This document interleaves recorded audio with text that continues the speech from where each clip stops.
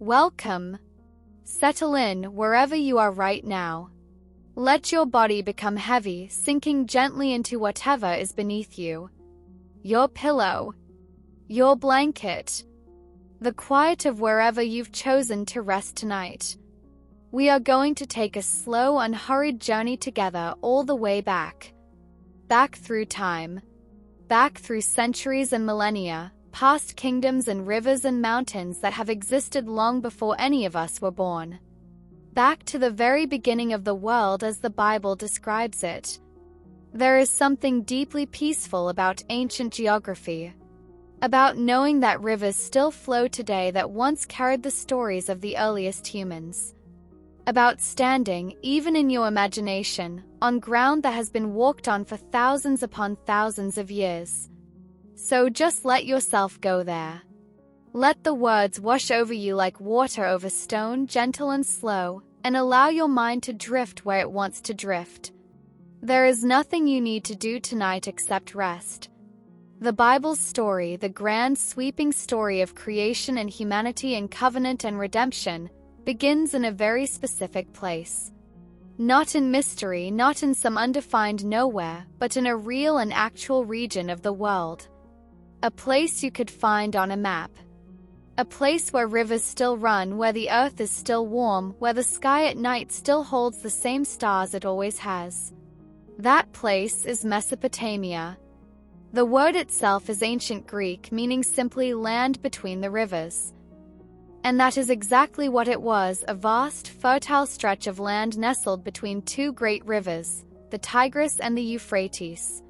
These two rivers, flowing southward through what is now the modern country of Iraq, defined the world in which the earliest biblical stories were set. They gave the land its shape. They gave the people their water. They made civilization possible in a region that might otherwise have been dry and unforgiving. The Tigris and the Euphrates. Let those names settle in your mind. The Tigris and the Euphrates. They appear early in the Bible, in the 2nd chapter of Genesis, in a passage describing a river that flowed out from Eden and divided into 4 branches. 2 of those branches are named specifically, the Tigris, called Hiddekel in some older translations, and the Euphrates. The same rivers that ancient Babylonian farmers irrigated their crops with. The same rivers that armies marched beside for centuries. The same rivers that are still flowing today in the 21st century, carrying water through the Iraqi desert toward the Persian Gulf. There is something remarkable about that continuity. Something that makes the ancient world feel not so far away after all. The Garden of Eden, as the Bible describes it, was associated with 4 rivers in total. The Tigris and the Euphrates we have already visited.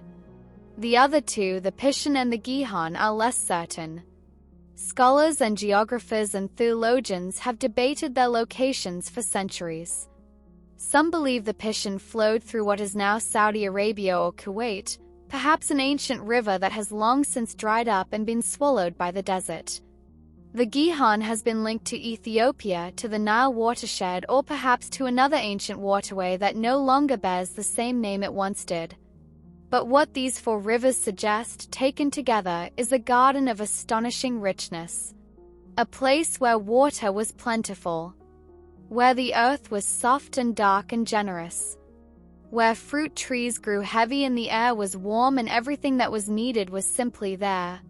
The Garden of Eden has captured the human imagination for as long as people have been reading the Bible. People have searched for it in earnest, explorers and archaeologists and dreamers who looked at ancient maps and ancient river systems and tried to find the precise location of paradise. Most scholars today place Eden's description somewhere in the general region of the Persian Gulf or the upper reaches of Mesopotamia, where the Tigris and Euphrates both have their sources in the mountains of modern Turkey. But perhaps that search misses something important. Perhaps the deeper truth of Eden is not about coordinates but about condition. A state of being in which the earth provided and the water flowed and there was no fear.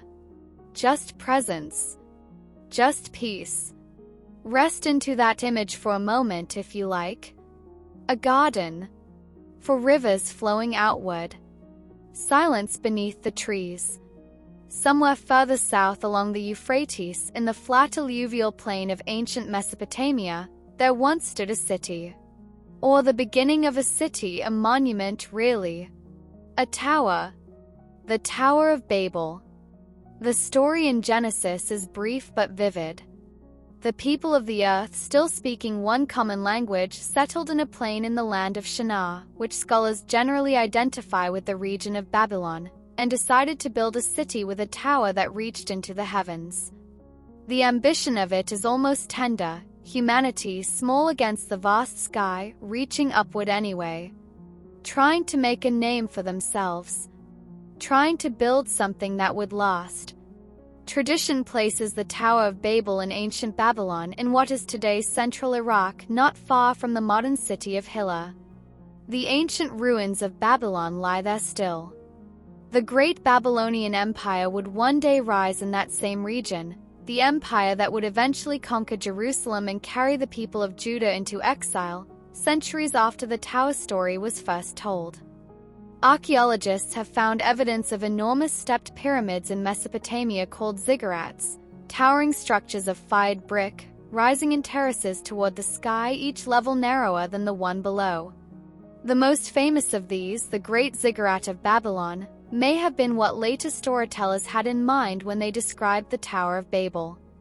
These ziggurats were temples, really, ways of bringing the sacred into the sky, of building a meeting point between earth and heaven. There is something very human in that impulse, don't you think? The desire to build something that lasts. Something that reaches a little higher than before. Babylon. Ancient, layered, complex Babylon. A city that appears again and again across the Bible, from Genesis all the way to Revelation. Few places carry more weight in the geography of Scripture. Let your breathing slow just a little more now. There is no hurry here. The ancient world is patient. It has been waiting thousands of years, and it will wait a little longer. Running like a crescent from the Persian Gulf up through Mesopotamia, through modern Syria and Lebanon and Israel, and curving down toward the great delta of the Nile, there is a shape that geographers and historians have given a beautiful name: the Fertile Crescent. It arcs across the map of the ancient Near East like a new moon or like a cupped hand. A band of life cutting through what might otherwise be desert. This was the cradle of civilization, not just in the biblical sense but in the broader human sense. It was here that people first learned to farm, first planted grain, first settled into permanent villages, first developed writing and law and temples and cities. The Fertile Crescent was not a single kingdom or culture. It was a geography, a shape made by rainfall and river systems and elevation, where the land happened to be generous enough to support dense human populations. To the south and east lay desert. To the north lay mountains. But in this crescent of land the conditions were right. The soil was dark. The rivers flooded seasonally and deposited fresh nutrients. The growing season was long. It was along this arc that most of the great biblical civilizations developed. Mesopotamia at one end, Egypt at the other, and the small, contested strip of land we now call Israel and Palestine, ancient Canaan, in the middle where the arcs of the crescent nearly converge. So many of the stories in the Old Testament are set within this crescent. Abraham's journeys, the Exodus, the conquest of Canaan, the rise and fall of the kingdoms of Israel and Judah, the long roads of the prophets. If you were to trace the major movements of biblical narrative on a map, you would find that they flow almost naturally along the contours of this ancient fertile arc. Of the many rivers that flow through that arc, the Euphrates holds a special place. It is one of the longest rivers in the whole of Western Asia, stretching roughly 2,800 kilometers from its source in the mountains of eastern Turkey, winding southeast through Syria, then south through Iraq before joining the Tigris and emptying finally into the Persian Gulf. The Euphrates appears more times in the Bible than almost any other river. It is called the Great River in several passages, a description that reflects just how central it was to the world of the ancient Near East. It was a boundary, a lifeline, a highway for trade and travel. Armies crossed it. Merchants sailed it. Cities grew along its banks and depended on its seasonal floods to replenish the soil. In Revelation, the great final book of the Bible, the Euphrates appears again, this time as a river that will be dried up in the last days, making way for the kings of the East. The river that had been present at the very beginning in the Garden of Eden is still present at the very end. That kind of biblical symmetry, the Alpha and the Omega, the first pages echoing into the last, is one of the quiet marvels of Scripture. Let that image drift through your mind gently. A great river, wide and slow and brown with silt, winding through a golden landscape. Boats on the water. Reeds along the banks. The sound of the current, patient and unhurried as it has always been.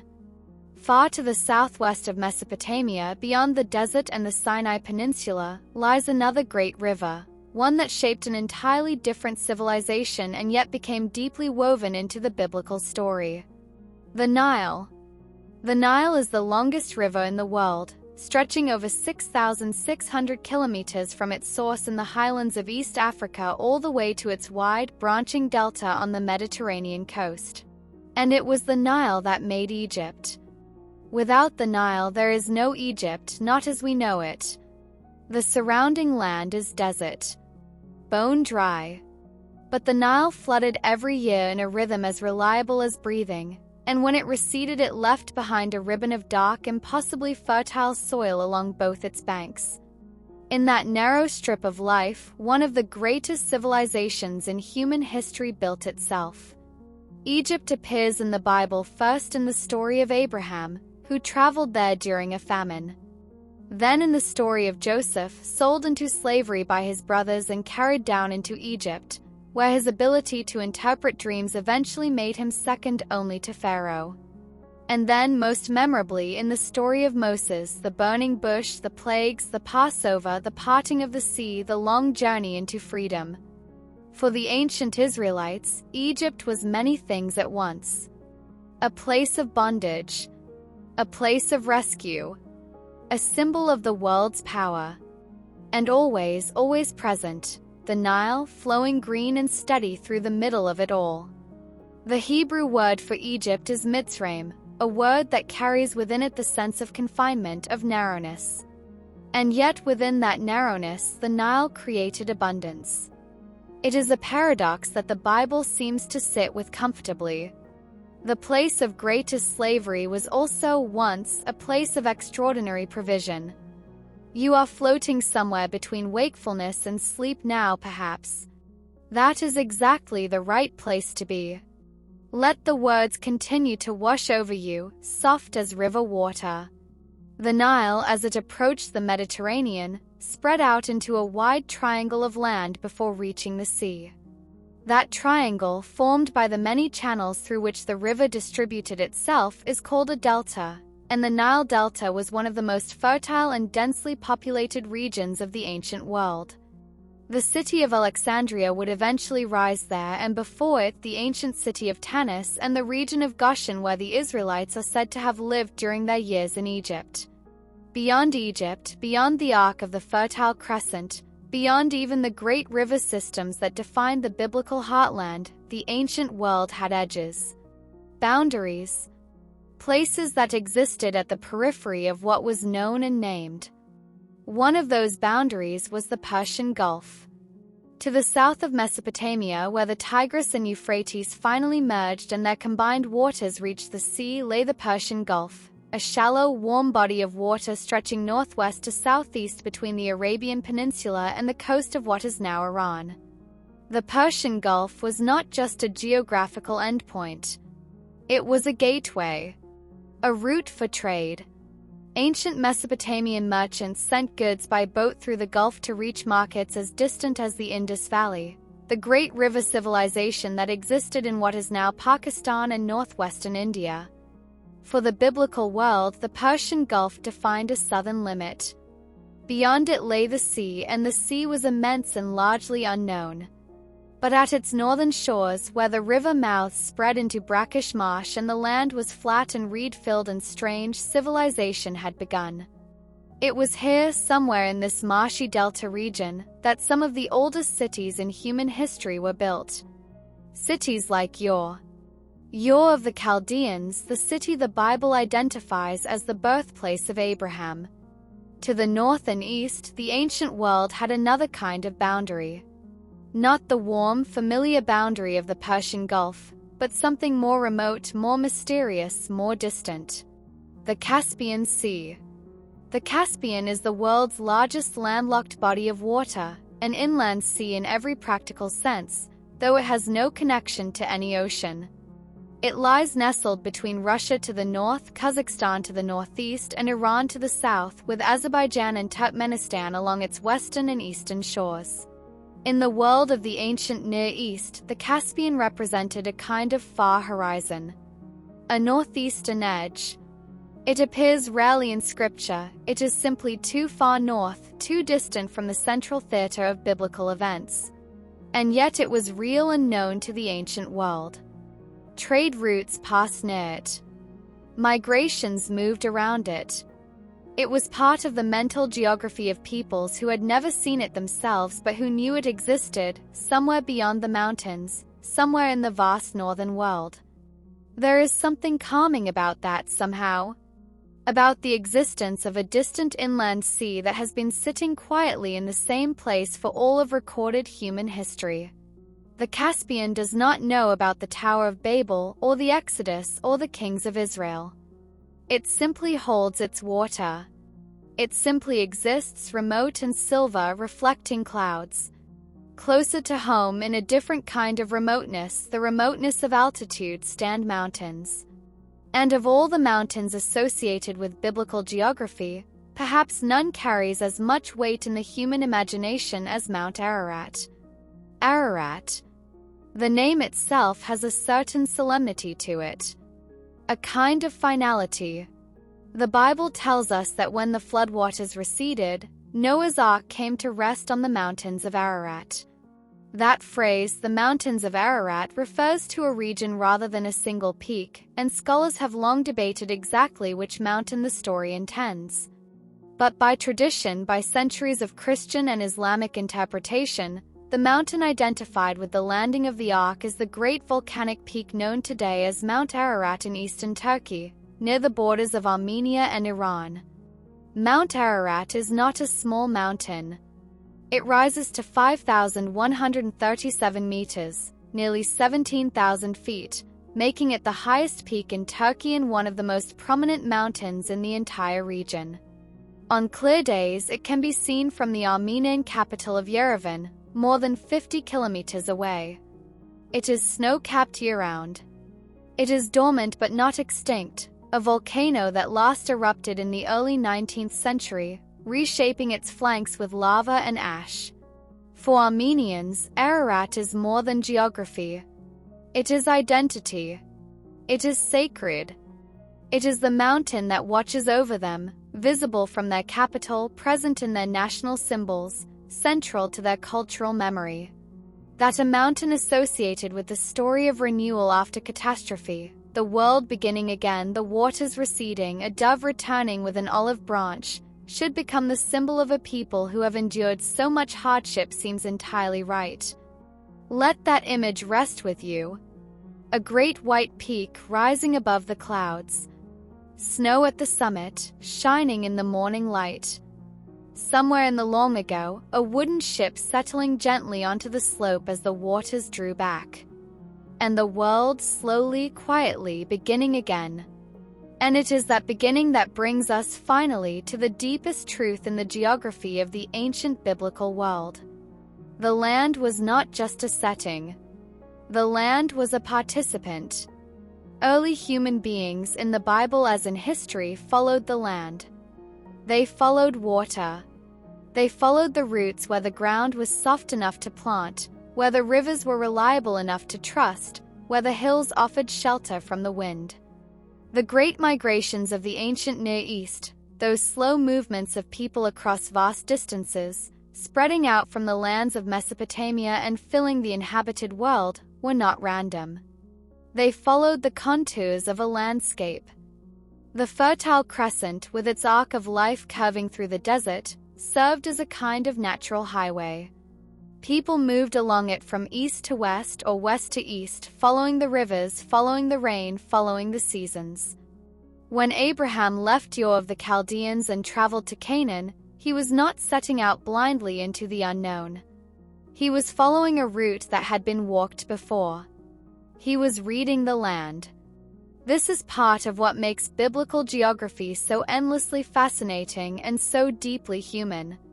The mountains and rivers and plains and deserts of the ancient Near East were not just a backdrop. They shaped the people who lived among them. They shaped the stories those people told. They shaped, in ways subtle and profound, the faith that grew out of those stories. The God of the Bible is a God who acts in specific places. In a garden between rivers. On the slopes of mountains. In the desert. Along the banks of the Nile. Beside the sea. On a hillside outside a city wall. Geography in the Bible is never just geography. It is always also theology. The where always matters because the where is where God meets people in the actual specific physical world. And so we have traveled slowly and gently through the ancient world tonight. Through the land between the rivers. Through the garden and its 4 streams. Through the plains of Babylon and the arc of the Fertile Crescent. We have let the Euphrates carry us south and the Nile carry us west. We have stood at the edge of the Persian Gulf and looked out toward the sea. We have glanced northward toward the distant Caspian. We have lifted our eyes to the snow-white summit of Ararat. And we have remembered that somewhere in that vast and ancient landscape, the first human stories were being written. Not just recorded, but lived. In real places, under real skies, beside real water. That world is still there beneath the modern world. The rivers still flow. The mountains still stand. The desert is still warm at midday and cold at night. The stars over Mesopotamia are the same stars they have always been. Let the rivers carry you. Let the darkness be soft. Let sleep come easy and gentle like a river finding the sea. You are held. You are safe.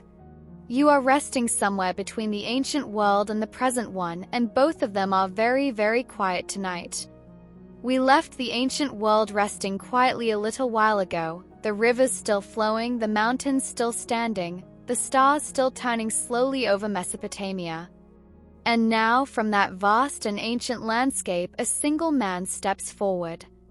His name is Abraham. And with him, something shifts. The geography of the Bible becomes personal. It is no longer just the story of rivers and plains and civilizations rising and falling like tides. It becomes the story of a journey. A family. A promise. A road taken one slow step at a time through dust and heat and uncertainty, toward a land that had been spoken of but not yet seen. Let that settle over you gently as you rest. The story of a journey. It is one of the oldest and most comforting kinds of story there is. Abraham, called Abram in the earliest pages of his story, came from a city called Ur. We touched on Ur briefly before, almost in passing, the way you might glimpse a city through a train window and carry it with you afterward. But it deserves a moment of its own. Ur of the Chaldeans was not a small village or a rough encampment. It was one of the great cities of the ancient world. A city of temples and marketplaces, of scribes and merchants, of mud brick houses arranged along narrow streets, of a great ziggurat rising at the city's heart like a mountain built by human hands. The city sat near the mouth of the Euphrates in the far south of Mesopotamia, where the land flattened out into marshland and the air smelled of river water and reed smoke. Archaeologists have excavated you extensively, and what they have found speaks of wealth, of craft, of a civilization fully formed, golden jewelry, intricate musical instruments, elaborate royal tombs. This is where Abraham was from. Not from poverty or obscurity, but from one of the most sophisticated urban centers of his age. And God asked him to leave it. The book of Genesis tells us simply that God said to Abraham, "Go from your country, your kindred, and your father's house to a land that I will show you." No map. No named destination. Just a direction and a promise and the open road ahead. That kind of faith, the willingness to leave what is known and comfortable and walk towards something only partially described, is its own kind of geography. An interior landscape as real as any desert or river valley. Abraham did not travel alone, and he did not travel all at once. The journey from Ur to the land of Canaan was made in stages, as most great journeys are. The first major stop was a city called Haran. Haran, sometimes spelled Haran, lay far to the northwest of Ur, near the headwaters of the Euphrates in the region known today as southeastern Turkey, not far from the Syrian border. It was a significant city in the ancient world, a crossroads of trade routes where the roads of Mesopotamia met the roads of Syria and the roads that led south toward Canaan and Egypt. The city was known as a center of worship for the moon god Sin, a deity whose temple there was one of the most famous in the region. Abraham's father, Terah, is described as having led the family from Ur toward Canaan, but the group stopped in Haran and settled there. Terah died in Haran. And it was in Haran after his father's death that God's call came to Abraham again, "Go to the land I will show you." Haran would appear again in the patriarchal story. It was to this same region, Paddan Aram, the Aramean plain around Haran, that Abraham would later send his servant to find a wife for his son Isaac. And it was here that Jacob, Abraham's grandson, would eventually flee and spend long years in exile before finding his way home again. Haran held the family's roots in a way, even after they had moved on. A place you can leave but never quite stop carrying with you. From Haran, Abraham turned his face south and west. He was moving now toward the land that would become the center of everything. Canaan. The word itself has a kind of resonance, doesn't it? A softness followed by a weight. Canaan. The promised land. The land flowing with milk and honey. Geographically, Canaan referred roughly to the region that today encompasses modern Israel, the Palestinian territories, Lebanon, and parts of western Syria and Jordan. It was a narrow strip of land, narrow in the way that profound things are sometimes narrow, caught between the Mediterranean Sea to the west, the desert to the south and east, the mountains of Lebanon to the north, and the great rift valley of the Jordan River running down its spine. It was not, by the standards of Mesopotamia or Egypt, an obviously impressive land. It had no great river like the Nile or the Euphrates. Its rainfall was seasonal and sometimes unreliable. Its terrain was varied and often difficult: rocky hills, dry valleys, dense forests on the highest slopes, swampy lowlands near the coast. And yet it sat at the center of everything.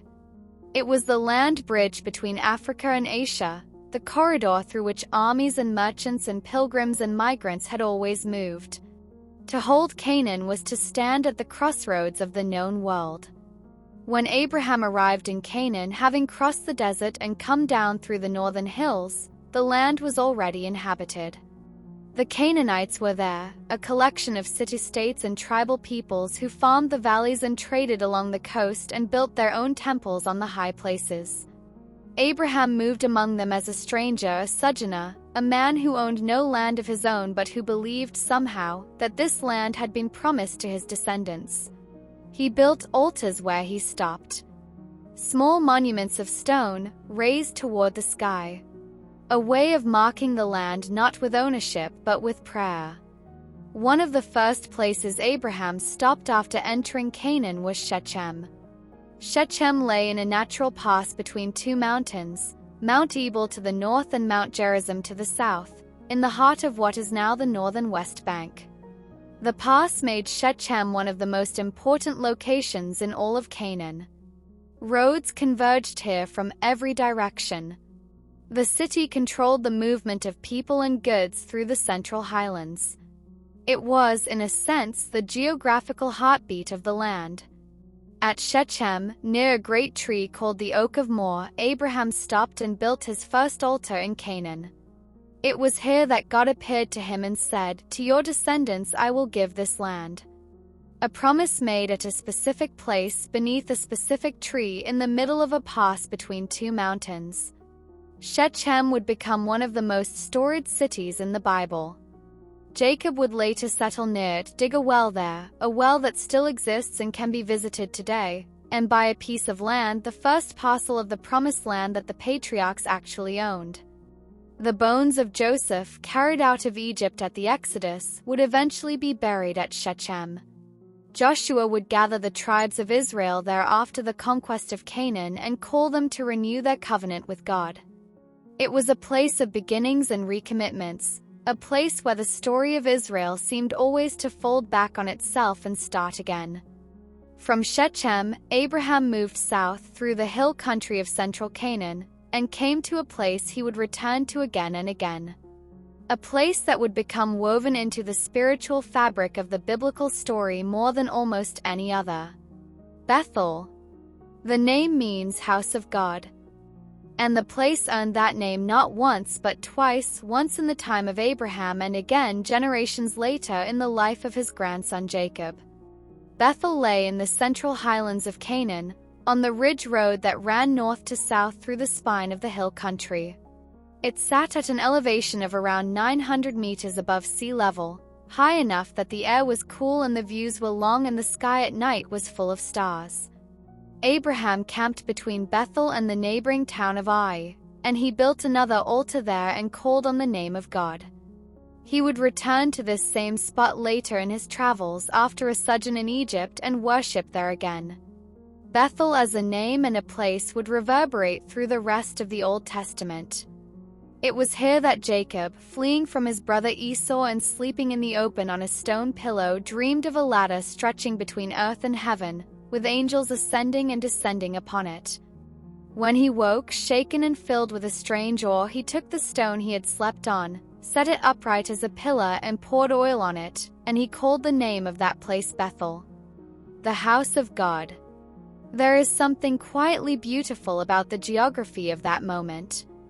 A man alone on a hillside, a stone beneath his head, the stars overhead, and in the space between sleeping and waking, a vision of heaven and earth joined by a shining staircase. The ordinary place made sacred not by a building or a temple, but by an encounter, by presence. Bethel reminds us that the holy can find us anywhere, even on a hillside, even with a stone for a pillow. As the years passed, Abraham made his way further south in Canaan, and it was in the south, in the ancient region that would later be called the Negev, that much of his later life unfolded. He settled for a time in a place that would become one of the most significant cities in the patriarchal story. Hebron. Hebron lies in the southern hill country of Canaan, about 30 kilometers south of Jerusalem, at an elevation that makes it one of the highest cities in the region. The air there is drier than the air of the coast, the landscape more open, the hills rolling outward in long, soft waves. It was, and still is, a city of deep roots and ancient stones. It was near Hebron, in a place called Mamre, that Abraham pitched his tent under the terebinth trees and lived for much of his later life. It was at Mamre that the three mysterious visitors appeared to Abraham in the heat of the day, divine messengers who announced that Sarah, his aged wife, would bear a son. It was from Mamre that Abraham watched the smoke rising from the destroyed city of Sodom, far to the east.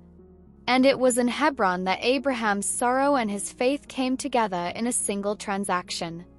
When Sarah died, the first death among the patriarchs, Abraham wept for her, and then he rose and went to the local people, the Hittites of the region, and asked to purchase a burial site. They offered him a cave called Machpelah in the field of a man named Ephron. Abraham insisted on paying the full price, not accepting it as a gift but buying it properly in a transaction witnessed by the community at the city gate. That cave became the first piece of land the patriarchs truly owned in the Promised Land. Abraham was buried there, and Sarah, and later Isaac and Rebekah, and Jacob and Leah. The cave of Machpelah still exists in Hebron today, covered now by a great mosque and a synagogue built upon each other over centuries, one of the most contested and sacred sites on earth. But beneath all of that history, beneath all of those centuries of prayer and memory and conflict, a cave, and the bones of the very first family of Israel. Let your breathing be easy now. There is no need to follow every thread. Let the names and the places drift through you like music, softly, without needing to be grasped. Abraham's son was Isaac, and Isaac was a man of the south. While his father had wandered widely from Ur to Haran, from Haran to Shechem, from Shechem to Bethel, from Bethel to the Negev and back again, Isaac's world was smaller, quieter. He lived primarily in the Negev, that dry and ancient region that forms the southern part of modern Israel, a land of stony plateaus and wide skies and a silence so deep it seems to press against the ears. The Negev is not, at first glance, an easy land to love. It receives little rainfall. Its surface in many places is bare rock or pale gravel, broken by the occasional dry riverbed, wadis they are called, that fill briefly and dramatically when the rains come and then return to dust. But it has its own kind of beauty. The light in the Negev is extraordinary, especially in the early morning and the late afternoon, when the low sun turns the stone to gold and the shadows run long across the desert floor. Isaac dug wells in the Negev. This is, in the Bible, one of the defining activities of his life, a quiet, patient, domestic form of faithfulness. He dug wells, and the local herdsmen argued with him and took the wells for themselves, and he moved on and dug again. He did not fight. He did not retaliate. He simply moved and dug and found water and moved again. The wells he dug in a place called Gerar, and then further south, each one named Esek, Sitnah, Rehoboth, the names a small record of conflict and perseverance, and finally of room enough to breathe. The faith of Isaac is a quieter faith than his father's. Less dramatic, less full of encounters and journeys and altars under starlit skies. But it is a faith of endurance, of showing up in the same dry land day after day and believing that the water is there beneath the rock waiting to be found. And in the southern Negev, there was a particular place that became central to the patriarchal story. A place of wells and treaties and sacred oaths. A place whose very name was bound up with those things. Beersheba. The name Beersheba means either well of seven or well of the oath in Hebrew. The words for seven and for oath are closely related, and the story of the city involves both. Abraham made a treaty with a Philistine king named Abimelech at this place, and they swore an oath together and dug a well, and Abraham planted a tamarisk tree and called on the name of God. The city grew there around that well and that treaty at the southern edge of the settled land. Beersheba appears so often in the Bible as a boundary marker that a phrase became common, from Dan to Beersheba. Dan was in the far north, near the headwaters of the Jordan. Beersheba was in the far south, at the edge of the Negev. To say from Dan to Beersheba was to say the whole length of the land, from one end to the other, every city and valley and hillside in between. Isaac lived near Beersheba. Jacob was born in that region to Isaac and Rebekah, and grew up knowing those dry hills and the wind that blew across them from the south. And when Jacob fled, as he eventually had to flee because of the deception he had practiced on his father and the fury it ignited in his brother, he left from Beersheba and headed north, back along the ancient road toward Haran. The same road in reverse that Abraham had once walked in the other direction. Jacob's time in Paddan Aram, the region around Haran in the north, where his mother's family had remained, lasted for 20 years. He went there a fugitive and came back a patriarch. He went with nothing and came back with wives and children and flocks and servants, with the wealth of a man who had worked and waited and endured. Paddan Aram was a different kind of landscape from the Canaan Jacob had grown up in. It was flatter, more open. The great Syrian plains spread out in every direction, and the Euphrates was not far away, and the cities were older and stranger. Jacob worked for his uncle Laban as a shepherd, tending flocks across those wide plains, sleeping under different stars, learning a different patience. But Canaan pulled at him. The promise pulled at him. And finally, after 20 years, God told Jacob to return to the land of his fathers. He gathered his family and his flocks and turned south and west, back toward the Jordan, back toward the hills of home. The journey back was shadowed by anxiety. Esau, the brother he had wronged, was coming to meet him with 400 men. Jacob didn't know if it was a welcome or an ambush. He sent his family and his flocks across the ford of the Jabbok River, a tributary of the Jordan, and stayed behind alone on the north bank. And that night something happened. The place is called Peniel, or Penuel. The names are used interchangeably in the text. It means the face of God. Peniel lay somewhere near the ford of the Jabbok in the region east of the Jordan River in the territory that would later be called Gilead.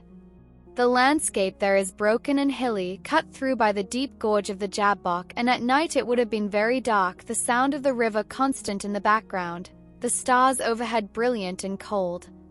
And there, alone in the dark, Jacob wrestled with a man until the breaking of the day. The Bible does not explain the stranger. It arrives without introduction and leaves without full explanation. It is one of the most mysterious passages in all of Scripture. Jacob and this figure, divine, angelic, human, or something beyond all three, wrestled through the whole of the night. The stranger put Jacob's hip out of joint. And still Jacob held on. And the stranger said, "Let me go, for the day is breaking." And Jacob said, "I will not let you go unless you bless me." And the stranger blessed him and gave him a new name. No longer Jacob, which carried within it the sense of the grasper, the supplanter, the one who takes by cunning. Now he would be called Israel, one who strives with God. Jacob named the place Peniel because he said, "I have seen God face to face, and yet my life has been delivered." He crossed the river at dawn limping. But he crossed it as someone new. A man marked by an encounter he could not fully explain, carrying a wound that would stay with him all his life, and a name that would belong not just to him but to all his children and their children and the nation that would grow from them. The people of Israel. Named for a wrestling match in the dark beside a river in a place called the face of God. Jacob's journeys, and his fathers before him and his grandfathers before that, 3 generations of movement across the land of Canaan, had done something to the land itself. They had worn paths into it.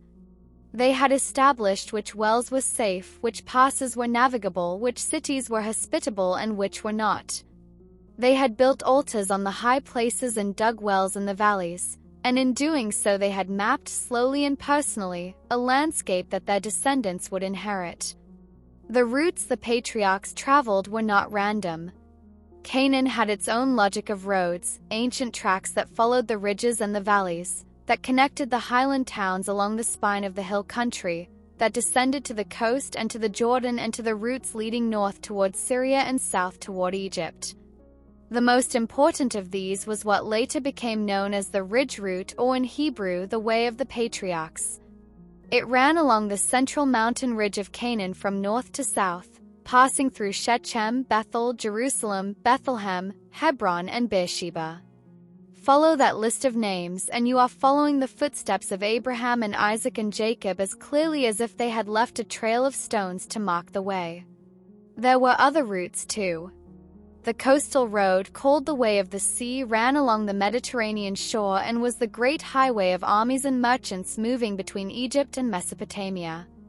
The King's Highway ran down the east side of the Jordan through the high plateau of Transjordan, connecting the cities of that region from north to south.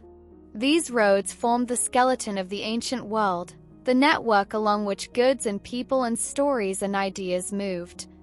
Canaan's position at the center of these routes was both its gift and its burden. A land that everyone needed to cross, that everyone wanted to control. The same geography that made it the promised land also made it a perpetual battleground.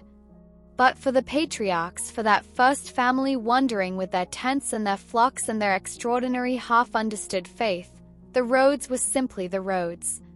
The ground beneath their sandals. The way home when home kept changing. The way forward when forward was all there was. And so the story of Israel takes its shape slowly out of the landscape. Out of the dust of yore and the crossroads of Haran. Out of the sacred tree at Shechem and the starlit hill at Bethel. Out of the dry wells of the Negev and the tree-to-sealed city of Beersheba. Out of the dark ford of the Jabbok and a wrestling match that lasted until dawn. The land and the people made each other. That is the quiet secret of biblical geography. The Fertile Crescent gave the world its first cities, its first writing, its first laws. But Canaan gave the world something different, a story about a family. A story about promise and failure and endurance and return. A story told in the language of specific places, specific roads, specific wells and trees and hills and fords. You know these places now a little.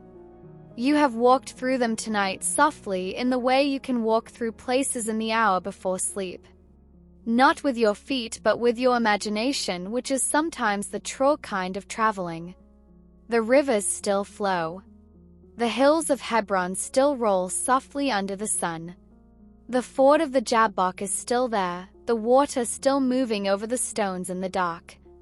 And somewhere in the long ago, a man with a new name and a limp crossed that river at first light and walked south and went home. Let that be the last image you carry into sleep tonight. A man walking home. The dawn breaking behind him. The road familiar beneath his feet at last. A man walked home at dawn, limping but renamed. That was where we left Jacob, crossing the Jabbok, the light beginning to come, the long night of wrestling behind him. And from that moment the story of Israel gathered speed. Jacob's 12 sons grew into 12 families, and those 12 families grew into a people, and that people, through a chain of events as unlikely and as inevitable as any in the Bible, found themselves not in Canaan, the land of promise, but in Egypt. Far from home. Far from the hills of Hebron and the wells of Beersheba and the altar stones of Bethel. In a land of immense power and ancient strangeness, on the banks of that great river we have already visited, the Nile. And it was there in Egypt that the next great chapter of the story began. Joseph had come first, sold by his brothers and carried south to Egypt as a slave, and through suffering and patience and a gift for understanding dreams, he had risen to become second only to Pharaoh himself. He had saved Egypt from famine. And then, in one of the most emotionally charged scenes in all of Scripture, he had revealed himself to his brothers. The same brothers who had thrown him in a pit and counted him as good as dead and wept and forgiven and brought his whole family down to Egypt to survive the famine years. Jacob came. The old man who had wrestled with God and walked with a limp and carried the name Israel all his long remaining years. He came to Egypt and was reunited with the son he had mourned for decades, and he settled in the region of Goshen in the northeastern part of the Nile Delta, and he lived out his remaining years in that strange and generous land. And the family stayed. Generations passed. The sons of Israel became the tribes of Israel, and the tribes became a nation, and the nation multiplied until Egypt grew uneasy with their numbers. A new Pharaoh rose who had not known Joseph and did not feel bound by the old gratitude, and the hospitality that Egypt had once shown the family of Jacob curdled slowly into something else entirely. Into slavery. The people of Israel in Egypt became a nation of slaves. They built cities for Pharaoh, the store cities of Pithom and Ramses, raised from the black silt of the Nile with the labor of a people who were not free. They mixed mortar and hauled stone and baked brick under a sun that does not spare, and the Bible says that the Egyptians made their lives bitter with hard service. The land that had once saved them had become their prison. Egypt for Israel was both things at once: the place of preservation and the place of bondage. The country that had fed them through famine and the country that would not let them go. That complexity, a place you cannot call simply good or simply evil because it was both, runs through the entire biblical relationship with Egypt, all the way from Joseph's arrival to the last mention of the Nile in the book of Revelation. Into this world of slavery and bitterness and the memory of freedom, a child was born. Hidden in a basket of reeds and set among the bulrushes at the edge of the Nile. Found by a princess. Raised in the palace of the very Pharaoh whose regime had enslaved his people. His name was Moses. Moses grew up between two worlds: Egyptian in education and language and upbringing, Israelite in blood and eventually in spirit. The moment of rupture came when he saw an Egyptian beating a Hebrew slave, and something in him broke, and he killed the Egyptian and hid him in the sand. When the thing became known, Pharaoh sought to kill him, and Moses fled. He fled east, into the desert, into the land of Midian. Midian was a region on the eastern shore of the Gulf of Aqaba, the long narrow arm of the Red Sea that stretches northward between the Sinai Peninsula on the west and the Arabian Peninsula on the east. The Midianites were a semi-nomadic people, descendants of Abraham through his wife Keturah, distant cousins of Israel. Their territory was rugged and remote: volcanic basalt plains, high sandstone ridges, deep wadis cutting through the rock, a landscape that asks something of the people who live in it. Moses settled among the Midianites. He married a woman named Zipporah, the daughter of a priest named Jethro, and he became a shepherd in that wild country, tending flocks across the high desert just as his ancestors had tended flocks across the Negev. He spent 40 years in Midian. 40 years of quiet after the violence and the flight. 40 years of learning the land, its wadis and its water sources, its seasonal roots and hidden pastures, in a way that would matter enormously later, when he led a nation through that same wilderness.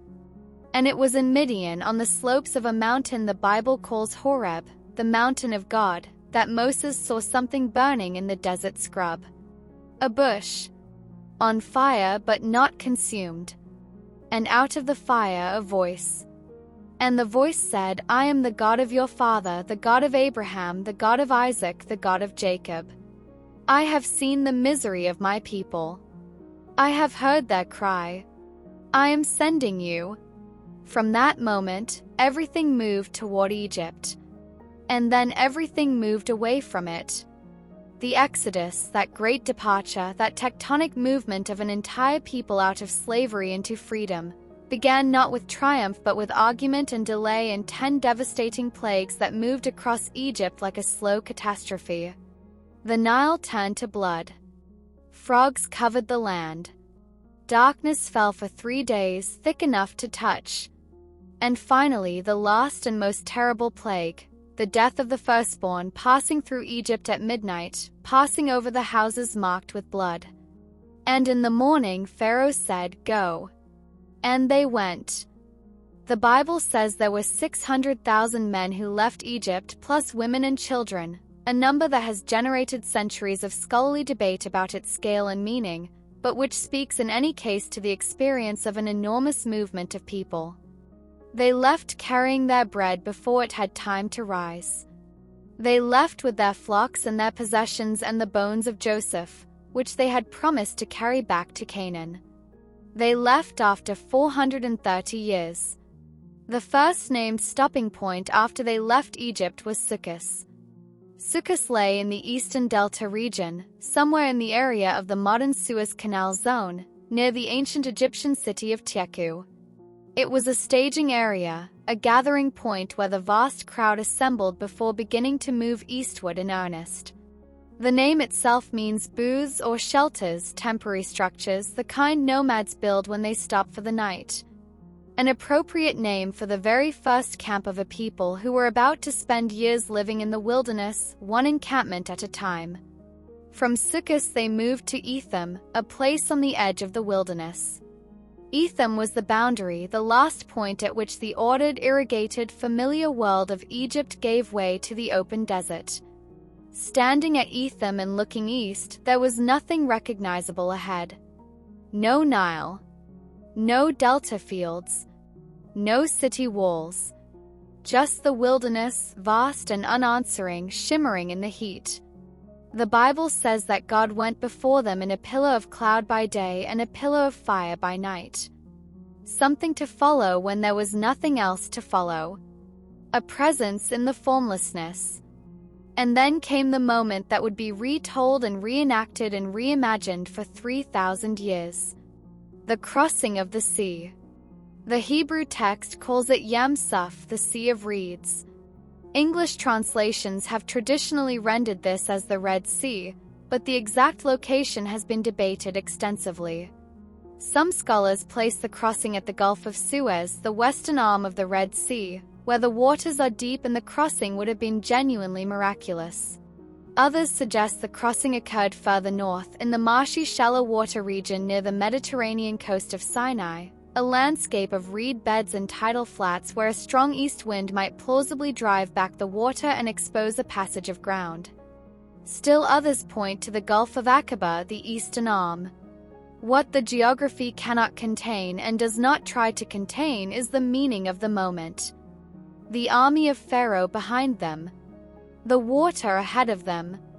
A nation at the edge of impossible choice, and then the water parting and the ground beneath their feet that was not ground a moment ago, and the passage through and the water closing behind them. Moses and the people sang a song on the far shore. Miriam took a tambourine and danced. The song is one of the oldest pieces of poetry in the Bible, raw and exultant, the sound of people who cannot quite believe they are free. They were free. And ahead of them lay the wilderness. The Sinai Peninsula is a triangle of desert roughly the size of Ireland, wedged between the Gulf of Suez to the west and the Gulf of Aqaba to the east, with the Mediterranean forming its northern edge and the pointed tip of the triangle pointing south. It is a land of extraordinary variety. Coastal plains near the Mediterranean's central limestone plateaus, and in the south, a range of dramatic granite mountains rising to more than 2,000 meters, their rock ancient and red and deeply worn. Into this landscape the Israelites walked. 3 days into the wilderness, they had no water. When they finally found water at a place called Marah, they could not drink it, it was bitter. The name Marah means bitterness, and the people were bitter too, exhausted and frightened and wondering aloud whether Moses had led them into the desert to die. Moses cried out to God, and God showed him a piece of wood, and he threw it into the water, and the water became sweet. It was the first of many such moments in the wilderness. A pattern that would repeat itself throughout the Exodus journey, a crisis, a complaint, a cry, a provision. The wilderness did not become easier. But the people learned slowly and imperfectly and with a great deal of backsliding that the wilderness was not abandoned. That there was something moving ahead of them. Not long after Marah, they came to a place called Elim. Elim was an oasis, one of those improbable gifts that the desert occasionally gives. The Bible describes it with almost loving precision. 12 springs of water and 70 palm trees. That specificity is wonderful. Not approximately 12. Not many palms. 12 springs. 70 trees. Someone counted. Someone stood in that place of shade and cool water and thought, I want to remember this exactly. The Israelites camped there beside the water and rested and let the shade of the palms fall over them. In the landscape of the Exodus, Elim is one of the few places of pure rest. No conflict. No complaint. No miracle required. Just water and shade and the sound of wind in the palms. The real Sinai oasis associated with Elim may be a place on the western coast of the peninsula called Wadi Garandal, where springs still flow today and palm trees still grow. To visit it is to understand viscerally what an oasis means to a people who have been walking through the desert. The relief of it. The gift of it. But the wilderness was long and the provisions did not always come so gently. From Elim the people moved on and came into a region called the wilderness of Sin, not sin in the moral sense, but Sin as the Semitic name for the moon, the deity worshipped throughout the ancient desert. It was a high, flat, rocky plateau, austere and empty, the kind of landscape that takes away all distractions and leaves you alone with whatever you are carrying inside. And the people were hungry. The food they had brought from Egypt was gone, and there was nothing growing in the gray wilderness around them, and they began to remember Egypt. Not the slavery, not the bitterness and the hard labor. They remembered the flesh pots of Egypt, the bread they had eaten until they were full, and they said to Moses and Aaron, "You have brought us out into this wilderness to kill this whole assembly with hunger." That evening quail came. Flocks of them settling over the camp in the dusk, small migratory birds that cross the Sinai Peninsula twice a year, flying so low that they can be caught by hand when they are exhausted from the journey across the sea. And in the morning, when the dew had lifted, there was something fine and flake-like on the ground, something white like coriander seed, sweet like honey wafers. They asked each other, "What is it?" In Hebrew, manhu? And that question became the name. Manna. What is it? The bread of the wilderness, provided morning after morning for the 40 years of wandering. No one has ever fully explained manna. There are natural substances in the Sinai, secretions from tamarisk insects or certain desert fungi, that some have proposed as candidates. But the scale of the provision morning after morning for an entire nation for 40 years exceeds anything that natural explanation can account for. The wilderness became a table. Not a comfortable table. Not an abundant one. But a table nonetheless. From the wilderness of Sin, the people moved on to Rephidim. Rephidim is believed to lie somewhere in the interior of the Sinai Peninsula, in the approach to the great mountain ranges of the south. And there again there was no water. And again the people quarreled with Moses, fiercely this time. The text says that Moses was afraid they were about to stone him. Moses struck a rock at a place called Horeb with his staff, and water poured out. But Rephidim is remembered for something else too. The Amalekites attacked. The Amalekites were a nomadic desert people, tough and opportunistic, who lived in the Sinai and Negev regions and preyed upon slower-moving groups. They fell upon the rear of the Israelite column, striking at the weakest and the most exhausted. It was Israel's first military engagement as a free people. Joshua led the Israelite fighters in the valley below while Moses stood on a hill above, his staff raised. When Moses held up his hands, Israel prevailed. When his arms grew heavy and dropped, Amalek prevailed. So Aaron and a man named Hur stood on either side of Moses and held his arms up, one on each side, steady and constant, until the sun went down and the battle was won. That image has stayed with people for thousands of years. Not a king on a war horse. Not a general in a chariot. An old man on a hill with his arms raised, held up by two companions when his own strength failed. It is an image about what sustains a people. About how victory is sometimes held not in the sword but in the steady hands of those who will not let you lower yours. And then further south the landscape rose. The southern Sinai is a different world from the flat plateaus of the north. The granite mountains there are among the oldest exposed rock on earth, deep red and purple and charcoal gray, worn into extraordinary shapes by millions of years of wind and heat and cold. The valleys between them are narrow and shadowed, the ridges sharp against the sky. It is a landscape that feels ancient in a way that goes beyond history, beyond even human memory, ancient in the way that rock is ancient and silence is ancient.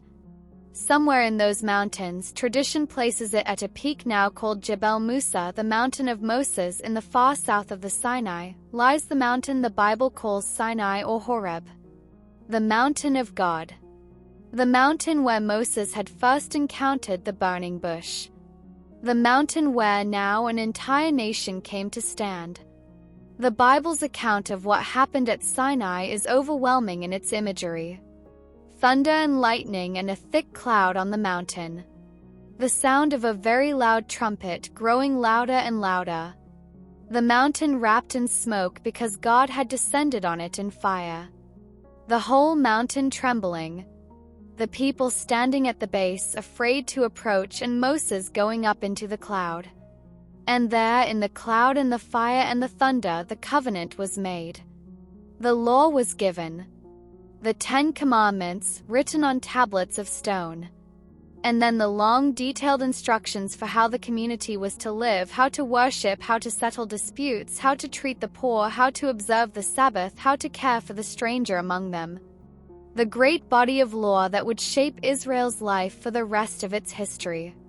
The mountain of Sinai is not just a geographical location. It is a threshold. The place where a loosely organized group of escaped slaves became a nation under covenant. The place where the identity of Israel was formed, in fire and thunder and the patient giving of law. And at Sinai something else was established. The tabernacle. The tabernacle, in Hebrew mishkan meaning dwelling place, was the portable sanctuary that God instructed Moses to build in the wilderness. Not a temple of stone, not a permanent structure, but a movable house of meeting designed to travel with the people wherever they went. It was made of fine linen and animal skins and acacia wood, hung with curtains of blue and purple and scarlet, its innermost chamber holding the Ark of the Covenant, the gold-covered chest that contained the stone tablets of the law. The tabernacle was the beating heart of the Israelite camp in the wilderness. It stood in the center of the encampment, and the 12 tribes arranged themselves around it on all 4 sides. When it moved, the whole community moved. When the cloud above it lifted, they broke camp and followed. When the cloud settled, they stopped and made camp again. It was a theology of presence made visible in architecture and fabric and motion. God was not fixed to a place. God was not confined to a temple in a city. God moved in the wilderness with the people, dwelling among them in a tent. The holiest place was wherever the people were.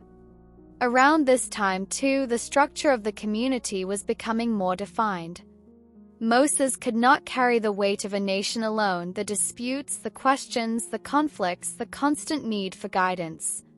His father-in-law Jethro, the Midianite priest, had seen it and told him plainly, "What you are doing is not good. You will wear yourself out and the people too. Appoint others to share the burden." So Moses chose able men from among the people, 70 elders who would carry the weight of leadership with him. 70 pairs of shoulders to bear what one could not. The number 70 was not accidental. 70 was a number of completeness, of fullness in the ancient world. There were 70 nations listed in the Table of Nations in Genesis. There were 70 members of Jacob's family who came down to Egypt. And now 70 elders distributing the wisdom and the weight of leadership across the whole of the community. The stay at Sinai lasted roughly a year. And then the cloud lifted and the people moved. The journey from Sinai toward Canaan took them northward, back through the Sinai wilderness and toward the borders of the land. But the road was not direct. It could not be direct because the direct road north from Sinai toward Canaan passed through territories that were not willing to let them pass. Edom lay to the east of the Arabah, the great rift valley running between the Dead Sea and the Gulf of Aqaba. Edom's territory occupied the high sandstone plateau east of the Arabah, a rugged and defensible land whose people were the descendants of Esau, Jacob's brother. Israel asked Edom for permission to pass through on the King's Highway, the ancient road running north to south through the plateau. They promised to stay on the road, to drink no water they had not paid for, to do no harm. Edom refused and came out with a large army to block the way. And so Israel went around. South and then east and then north, the long way, the harder way, adding weeks to the journey, adding weariness to a people already worn thin by the wilderness. They skirted Edom's border. They skirted Moab too, another nation descended from a complicated corner of the patriarchal family, the high plateaus east of the Dead Sea, a land of green fields and sheepfolds perched above the deep gorge of the Jordan Valley. The Arnon River cut through Moab's territory like a blade, a deep, dramatic canyon running east to west, emptying into the Dead Sea, its walls dropping more than 1,000 meters from the plateau rim to the riverbed below. The Arnon served as a recognized boundary between Moab to the north and the tribal territory of Edom to the south, and later between Moab and the Israelite tribal lands. It was one of those geographical features that becomes a political reality simply by virtue of its depth and drama. You do not argue with a canyon. You simply acknowledge that what is on one side belongs to one people, and what is on the other side belongs to another. At the southern tip of the Arabah, where the land narrowed to the point where the Gulf of Aqaba began, there was a place called Ezion-Geber. Ezion-Geber was a port, a gateway, a place where the desert met the sea and where the sea met the wider world. It sat near what is now the modern city of Eilat in Israel or Aqaba in Jordan. The two cities face each other across the narrow head of the Gulf even today. In ancient times, Ezion-Geber was a point of departure for ships sailing south into the Red Sea and beyond, toward the distant coasts of Arabia and East Africa. For the Israelites wandering through the wilderness, Ezion-Geber was simply a stopping point, a place they passed through on their long circuit around Edom. But the site would become important again in later generations. Solomon would build a fleet of ships at Ezion-Geber, and from there he would send trading expeditions to a place called Ophir, perhaps in Arabia, perhaps in Africa, perhaps further still, and bring back gold and almug wood and precious stones and the kinds of cargo that made people gasp. The desert gateway to the sea. But all of that was far in the future as the Israelites moved north through the Arabah, staying always on the margins of the lands they were not permitted to enter. Moving like water, finding the path of least resistance, going around every obstacle, patient in their weariness, trusting in a direction if not always in a destination. The decades of the wilderness journey were coming slowly to an end. An entire generation had been born and grown and had children of their own in the wilderness. The generation that had left Egypt, that had stood at the edge of the sea and heard the water close behind them, that had eaten manna on the plateau and drunk from the rock at Rephidim, that had trembled at the foot of Sinai, that generation had, for the most part, died in the wilderness. A generation had been formed in it instead. A generation that knew no other home but the portable camp, no other food but manna, no other authority but the pillar of cloud and the voice of Moses. And now, at last, the camp was assembled on the eastern side of the Jordan. The land of Canaan was visible across the river. The promised land, the land Abraham had walked through and built altars in, the land Isaac had dug wells at the edge of, the land Jacob had fled and returned to and wrestled for, lay just across the water. Moses would not cross it. He had been told long before that he would see the land but not enter it. The punishment was connected to a moment at Meribah at the waters of strife, where Moses in his exhaustion and frustration had struck the rock rather than speaking to it as God had commanded, and in that small deviation, small but symbolically enormous, he had in some way taken credit for the miracle, had made himself the center of the provision rather than God. It was a human failure, tender and comprehensible in its exhaustion. But it had its consequence. So Moses climbed a mountain, Mount Nebo. It rises on the eastern plateau of what is now the country of Jordan, in the region that the Bible calls the Plains of Moab, overlooking the northern end of the Dead Sea and the Jordan Valley below. The mountain is not enormous, it rises to around 817 meters above sea level, but because the Jordan Valley itself lies below sea level, the view from Nebo is astonishing. On a clear day, you can see across the valley to the hill country of Judah, to the ridge where Jerusalem sits, to the distant blue of the Mediterranean more than 100 kilometers to the west. You can see with your own eyes the whole of the land. Moses stood on the summit of Nebo and God showed him the land. Every part of it, the whole of it, spread out before him in the afternoon light. The land of Gilead stretching north, Judah all the way to the western sea, the Negev and the Jordan Valley and the hills and the valleys and the cities that were there and the cities that would be built. Everything the promise had been about. Everything that Abraham had walked through as a stranger, that Isaac had farmed at the edges of, that Jacob had wrestled through the night to return to. Moses saw it all. And then on the mountain he died. The Bible says he was buried in a valley in the land of Moab opposite Beth Peor. And then it says the simplest and most affecting thing: no one knows his burial place to this day. No shrine, no tomb to make a pilgrimage to, no monument. Just a valley somewhere in the folds of the Moabite hills, where the man who had spoken with God face to face was laid down in the earth. The mountain where he stood to see the land that was not given to him stands still in Jordan. Pilgrims go there. They stand at the summit and look west as Moses looked west and see the same view.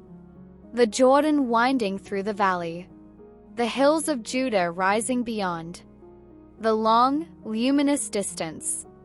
And the story does not end there. It never ends at the grave. It ends at the river. The people crossed and the land received them, and the promise that had been spoken to Abraham in the shade of an oak tree in Shechem centuries before began its slow and complicated fulfillment. Rest now. Let the desert be quiet around you. Let the stars over Sinai turn slowly in the dark. Let the Jordan flow soft and steady through the valley below. You have walked a long way tonight.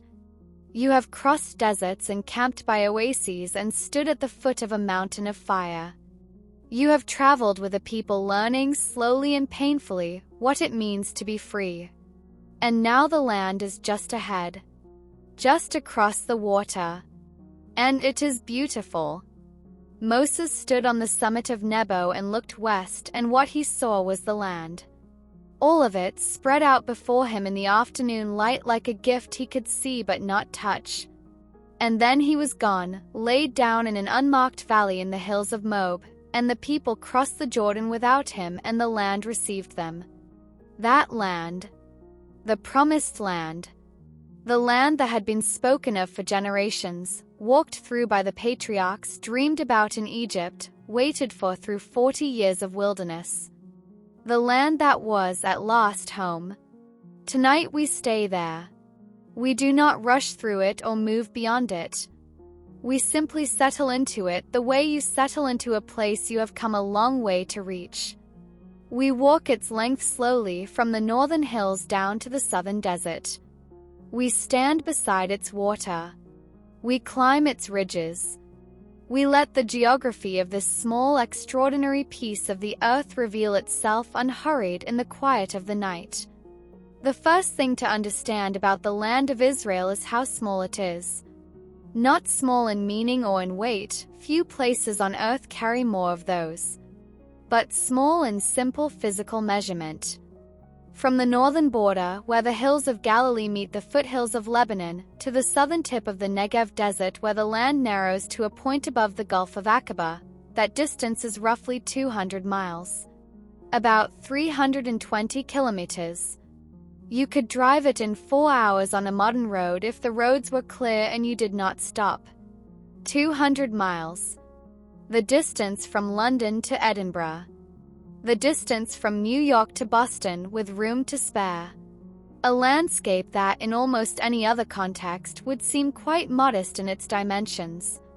And yet within those 200 miles there is a range of geography, a diversity of terrain and climate and altitude, that few places on earth can match. The land of Israel contains snow-capped mountains and below-sea-level deserts, lush freshwater lakes and the saltiest body of water on the planet. dense forests and bare limestone plateaus. Fertile coastal plains and ancient hill country worn smooth by millennia of wind and rain. It contains, in those 200 miles, something like the whole range of what a landscape can be. That compression, that extraordinary variety packed into a small space, is part of what makes the land so alive in the biblical imagination. Every journey in Scripture is full of contrast because the land itself is full of contrast. You can descend from the cool highlands of Jerusalem to the tropical heat of the Jordan Valley in an hour. You can stand on a hill in Galilee and watch weather systems move across 4 different kinds of terrain simultaneously. The land never lets you forget that it is astonishing. The simplest way to understand the lay of the land is to think of it in 3 horizontal bands, running from north to south. In the north is Galilee. In the center is Samaria. In the south is Judea. 3 regions, each with its own character, its own landscape, its own personality in the biblical story. And beneath all 3, running like a spine down the center of the land, the hill country, the long ridge of mountains and high ground that forms the backbone of everything. Let us begin in the north and let the land unfold slowly as we move southward. Galilee is green. That is the first and most persistent impression of it, the greenness especially after the dusty dryness of the wilderness or the pale stone of the southern hills. The region of Galilee occupies the northern part of the land, roughly from the Jezreel Valley in the south to the Lebanese foothills in the north, and it is a landscape of rolling hills and fertile valleys, of oak forests and wildflowers in the spring, of agricultural land so productive that it seems generous in a way the rest of the country sometimes does not. The rainfall in Galilee is higher than almost anywhere else in the land. Winds come off the Mediterranean carrying moisture, and the hills catch it, and the result is a landscape that can grow almost anything: grain and olives, figs and pomegranates, grapes climbing the terraced hillsides, wildflowers in such abundance that the spring hillsides look painted. The Sea of Galilee, that beautiful freshwater lake sitting in the middle of the region like a jewel set in stone, moderates the local climate, warming the air in winter and drawing the fishing boats and the fishing families that have lived along its shores since before the Bible was written. Galilee was, in the time of the Old Testament, a somewhat peripheral region. The tribes of Zebulun and Naphtali settled it, but it was often caught between the larger powers of the north and the political center of the land to the south. The prophet Isaiah called it Galilee of the nations, acknowledging that its northern location meant it was a borderland, a mixed place touched by foreign cultures and peoples from every direction. But in the New Testament, Galilee becomes the center of everything. It is where Jesus grew up, in the small hill town of Nazareth in the central Galilean highlands, a village so unremarkable that one of his future disciples would ask, with the particular skepticism of someone who knows a place well, "Can anything good come from Nazareth?" It is where he was baptized in the Jordan, not far south. It is where most of his ministry unfolded, along the shores of the Sea of Galilee, in the fishing towns of Capernaum and Bethsaida, on the hillsides above the lake where the crowds gathered to hear him speak.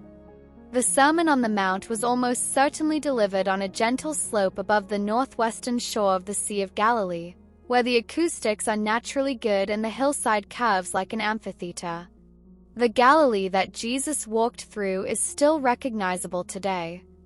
The lake is still there, the same shape it has always been, the same deep blue in the midday sun, the same silver in the early morning light when the water is calm. The hills are still green in spring. The fishing boats still go out. Below Galilee, where the hills begin to change character and the green gives way to something more complex, lies Samaria. Samaria was the central region of the land, the territory of the tribe of Ephraim and Manasseh, the 2 sons of Joseph, who between them inherited the rich heartland. The Samaritan highlands are somewhat lower and more rounded than the hills of Galilee to the north or the sharper ridges of Judea to the south, and the valleys between them open more generously, admitting more light and more room. The city of Shechem lay in Samaria, in that same pass between Ebal and Gerizim that Abraham had first entered when he came into Canaan. And later the city of Samaria itself, the capital city of the northern kingdom of Israel after the kingdom divided, was built on a hill in this region, its white limestone walls visible for miles across the surrounding valleys. But Samaria carries a kind of in-between quality in the biblical story, and in its geography too. It is neither the lush abundance of Galilee nor the austere drama of Judea. It is the middle ground, the transitional landscape, the place you pass through on the way from one place to another. In the New Testament, Jews traveling between Galilee and Jerusalem would often go out of their way to avoid Samaria, crossing the Jordan eastward, traveling south through Perea on the eastern bank, then crossing back. A long detour to avoid the middle of the land, because of centuries of religious and ethnic tension between the Jewish communities and the Samaritans who had remained when the northern kingdom fell. But Jesus walked through Samaria. He sat beside a well at Sychar, very near ancient Shechem, very near the well that Jacob himself had dug, and spoke with a Samaritan woman, and the conversation that resulted is one of the most theologically rich in all the Gospels. The middle ground, the in-between place, the territory people went around, it was exactly there that something extraordinary happened. As it so often does. The hill country runs through all three of these regions like a spine. It is the elevated ridge that forms the central backbone of the whole land, a long continuous highland that begins in the hills of Galilee in the north and runs southward through Samaria and then into Judea, following the natural ridge of the country all the way down to the Negev. The hill country is ancient. Its limestone and chalk were laid down in shallow seas hundreds of millions of years ago, then pushed upward by the same geological forces that formed the Great Rift Valley to the east. The rock has been worn smooth and pale by thousands of years of sun and wind and the hands of the people who built with it. Every city in the hill country is made of the same pale limestone that the hills themselves are made of, so that the towns seem to grow from the ground rather than being built on it. In the hill country of Samaria, the central section of this spine, the cities of the northern patriarchal story were found. Shechem, Bethel, Shiloh, where the tabernacle eventually rested for a long season after the Israelites had settled the land. These were the highlands of the house of Joseph, the heart of the northern tribes. And then, further south, the hill country of Judah. Judea. If Galilee is green and welcoming, Judea is something else. It is dramatic. It is austere. It is the landscape of prophets and poets and kings, of long silences and sudden startling views. The hills of Judea are stony and pale, their terraces worn down to bedrock in places, the soil thin and the vegetation sparse, carob trees, wild olive, thorny scrub. The light in Judea is different from the light in Galilee. It is harder, more direct. It falls on pale stone and bounces back without apology, and in the middle of the day the whole landscape seems to shimmer. And in the heart of the hill country of Judah, at an elevation of around 750 meters above sea level, sitting on a ridge between two valleys, Jerusalem. Jerusalem does not announce itself gradually. You climb through the hills, through the rocky switchbacks and the stone terraces, and then suddenly you are there, the city visible on its ridge, the light on its walls, the sense of arrival so strong it catches in the throat. Pilgrims have described that feeling for 3,000 years. The particular quality of coming to Jerusalem, not finding it but arriving at it, the city as destination rather than mere location. Jerusalem appears so much in the biblical story that it will deserve its own long conversation at another time. But for now, just let the fact of its geography settle in you. A city in the mountains. A city visible from a distance. A city built on rock, surrounded by valleys, perched on the ridge that the hill country forms as it runs through the south. A city that is, in some ways, the geographical conclusion of the whole central spine of the land. Below Judea, where the hills of the south finally give out and the land opens into something wider and emptier and older, lies the Negev. We have been here before briefly in the time of Isaac. But it deserves more attention now, seen in the context of the whole land. The Negev is the desert. Not the soft desert of the Sinai Plateau, though it borders that, and not the dramatic desert of the Jordanian highlands, though it resembles it in places. The Negev is a desert of its own character, a high triangular plateau of pale limestone and flint, cut through by wadis that run full in the brief winter rains and bone-dry the rest of the year, opening in the south into the dramatic crater landscapes of the Makhtashim, enormous geological formations unique to this part of the world, vast erosion craters carved by ancient watercourses into the heart of the plateau. The Negev is arid but not entirely lifeless. In a good year after the winter rains, wildflowers appear in improbable profusion, whole valleys of red anemones and yellow mustard and purple sage, blooming briefly and brilliantly before the heat returns. The Bedouin who have lived in the Negev for centuries know its hidden springs, its shelter wadis, its seasonal pastures. The ancient Nabatean civilization built remarkable cities here, channeling flash floods into elaborate cistern systems that allowed them to farm and prosper in conditions that seemed to forbid it. Beersheba anchors the northern Negev as it always has, the gateway city, the edge of the settled land, the place where the road south into the desert begins. Below Beersheba, the land empties out. The spaces grow larger. The silence grows deeper. The sky at night, with no city light to dull it, is brilliant beyond description, a canopy of stars so dense they seem to overlap, the Milky Way a clear river of light across the middle of it all. Running down the eastern edge of all of this, from the foothills of Mount Hermon in the far north all the way to the Gulf of Aqaba in the far south, the Jordan River. The Jordan is not a large river by the standards of the world. It is not the Nile, not the Euphrates. It is, in most places, quite narrow, perhaps 30 meters across in the lower stretches, shallow enough to wade across in many places, its water murky with the silt it carries from the hills. But it is the river of the Bible.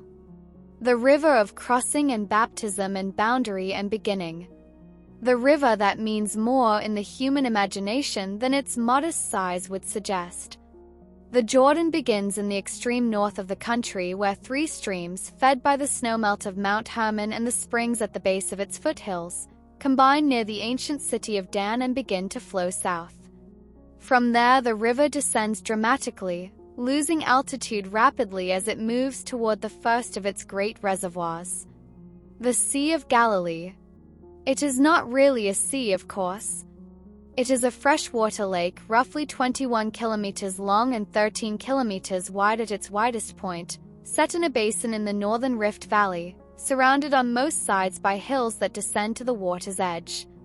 The lake sits at roughly 200 meters below sea level, already well below the ocean surface, and its water is clean and deep and full of fish. Tilapia, catfish, sardines. The same species that were caught in the time of Jesus are still caught today by the same kind of small wooden boats. The Sea of Galilee has a character of its own. It is warm and generous in most weathers, its surface glittering in the afternoon light, its sunsets reflected across the whole of its surface in rippling gold and pink. But it is also subject to sudden violent storms, when the cold air from the surrounding hills descends without warning onto the warm lake surface and the waves rise in minutes from gentle to dangerous. The disciples who were fishermen on this lake knew those storms the way you know the moods of a place you have worked in all your life. The lake was their livelihood and their landscape. The storms were simply part of it. And Jesus walked on this lake. He calmed a storm on it. He called his first disciples from the boats on its shore, Simon and Andrew and James and John, for fishermen who left their nets and followed him. The lake is so inseparable from the story of Jesus that to stand on its shore today and look out across the water is to feel very quietly that the distance between then and now is not what it usually seems. From the Sea of Galilee, the Jordan flows south again, winding and looping in great meanders through the floor of the Rift Valley, a geological trench of staggering depth, one of the most dramatic features of the Earth's surface anywhere on the planet. The Jordan Valley is part of the African Rift System, the same chain of geological fractures that runs from Turkey all the way south to Mozambique, the seam where two of the Earth's great tectonic plates pull slowly apart. Here in the land of Israel, that rift has created a deep cleft in the surface of the earth, dropping below sea level and continuing to drop as you move south along the river. The valley floor is subtropical in climate, hot in summer, mild in winter, the air heavy and green, date palms growing in abundance where there is water, the vegetation rank and dense along the riverbank itself, thinning quickly to salt flats and desert as you move away from the water. In spring, when the Jordan runs full from winter rains and snowmelt, the riverbank is thick with tamarisk and willow and oleander, and the air smells of water and green growing things. It is startlingly lush, this trench at the bottom of the world, and startlingly unexpected after the pale hills above. The Jordan arrives, finally, at its destination. The Dead Sea. There is nowhere else on the surface of the earth quite like the Dead Sea. It is the lowest point of land on the entire planet, its surface sitting at roughly 430 meters below sea level. That number is worth sitting with for a moment. 430 meters below the level of the Mediterranean, just 50 kilometers to the west. You stand on the shore of the Dead Sea and you are at the lowest place a human being can stand on dry land anywhere on earth. The water is extraordinary. The Jordan brings fresh water in from the north, but the Dead Sea has no outlet. Nothing flows out. The water that comes in simply evaporates in the fierce heat of the Rift Valley, and as it evaporates, it leaves behind its minerals, concentrating them year after year, century after century, until the salinity of the water is roughly 10 times that of the ocean. Nothing lives in it. Fish swept in from the Jordan die almost immediately. Birds do not land on its surface. The name says it all, the Dead Sea. Salt water so dense that a human body floats in it without effort, lying on the surface as easily as lying on a bed. And yet the Dead Sea is beautiful. Its surface in the right light is a deep, milky turquoise, the color of gemstones, turning silver at dawn and amber at dusk. The mountains rise steeply from its eastern shore, the cliffs of Moab and Edom red and gold and purple in the long light of afternoon, their reflections broken in the salt water below. The air around the sea smells mineral and clean. The silence in that deep rift, with the cliffs rising on both sides and no wind and no birds and the extraordinary heavy water at your feet, is unlike any other silence. On the western shore of the Dead Sea, in the floor of the Jordan Valley just north of where the sea begins, the oldest city in the world may be found. Jericho. The site of ancient Jericho, Tel es-Sultan, the great archaeological mound just north of the modern town, has been continuously inhabited for somewhere in the region of 10,000 years. 10,000 years. The earliest levels of occupation go back to the Neolithic period, before writing, before pottery, before most of the things we associate with civilization. There was a community at Jericho building walls and storing grain and burying its dead, when the rest of the world was still entirely nomadic. Jericho exists because of a spring. The spring of Elisha, still flowing, still producing thousands of gallons of water per day, rises at the base of the hills just above the town and has made the oasis around it one of the most reliably fertile spots in all the Jordan Valley for all of those 10,000 years. Date palms, banana groves, bougainvillea so thick and vivid it seems almost aggressive. All of it fed by that ancient spring, flowing from its source in the limestone hills as it has always flowed. It was the walls of this city, or a city on this site in this valley fed by this spring, that fell when Joshua and the Israelites marched around them 7 days in silence and then shouted and the walls came down. The first city of the Promised Land. The first victory. The beginning of the long, complicated story of the people living in the land that had been promised to their ancestors. The whole width of the land, from the Jordan Valley in the east to the Mediterranean in the west, is only about 50 kilometers in most places. Half a day's walk. An hour's drive. And on the western side of the hill country, as the land drops from the highlands toward the sea, there is a gentler, more gradual landscape. Foothills giving way to coastal plain, the plain widening as you move south, the Mediterranean glittering at the horizon. The coastal plain of Israel, the Sharon Plain in the center, the plain of Philistia in the south, is one of the most fertile stretches of land in the whole region. The climate is Mediterranean in the truest sense, warm, dry summers and mild, wet winters, the sea moderating the extremes of temperature in both directions. Citrus groves, vineyards, fields of grain. The coastal cities of the ancient world, Gaza, Ashkelon, Ashdod, Joppa, were built here facing the sea with one eye on the trade routes that ran along the shore and the other on the ships that connected them to Egypt and Cyprus and Greece and the whole world beyond. Those trade routes mattered enormously. Canaan's position as the land bridge between Africa and Asia, the narrow corridor between the Mediterranean and the desert, through which any army or merchant or caravan had to pass if they were moving between Egypt to the south and Mesopotamia or Anatolia to the north, made it simultaneously valuable and vulnerable. Every great empire of the ancient world wanted to control this land. Egypt, Assyria, Babylon, Persia, Greece, Rome. They all came through, some of them more than once, because the land was simply too important geographically to leave in anyone else's hands. And for the people of Israel, that position was part of the peculiar burden and dignity of their calling. They were not tucked away in a corner of the world, safe and unnoticed. They were placed at the crossroads of everything.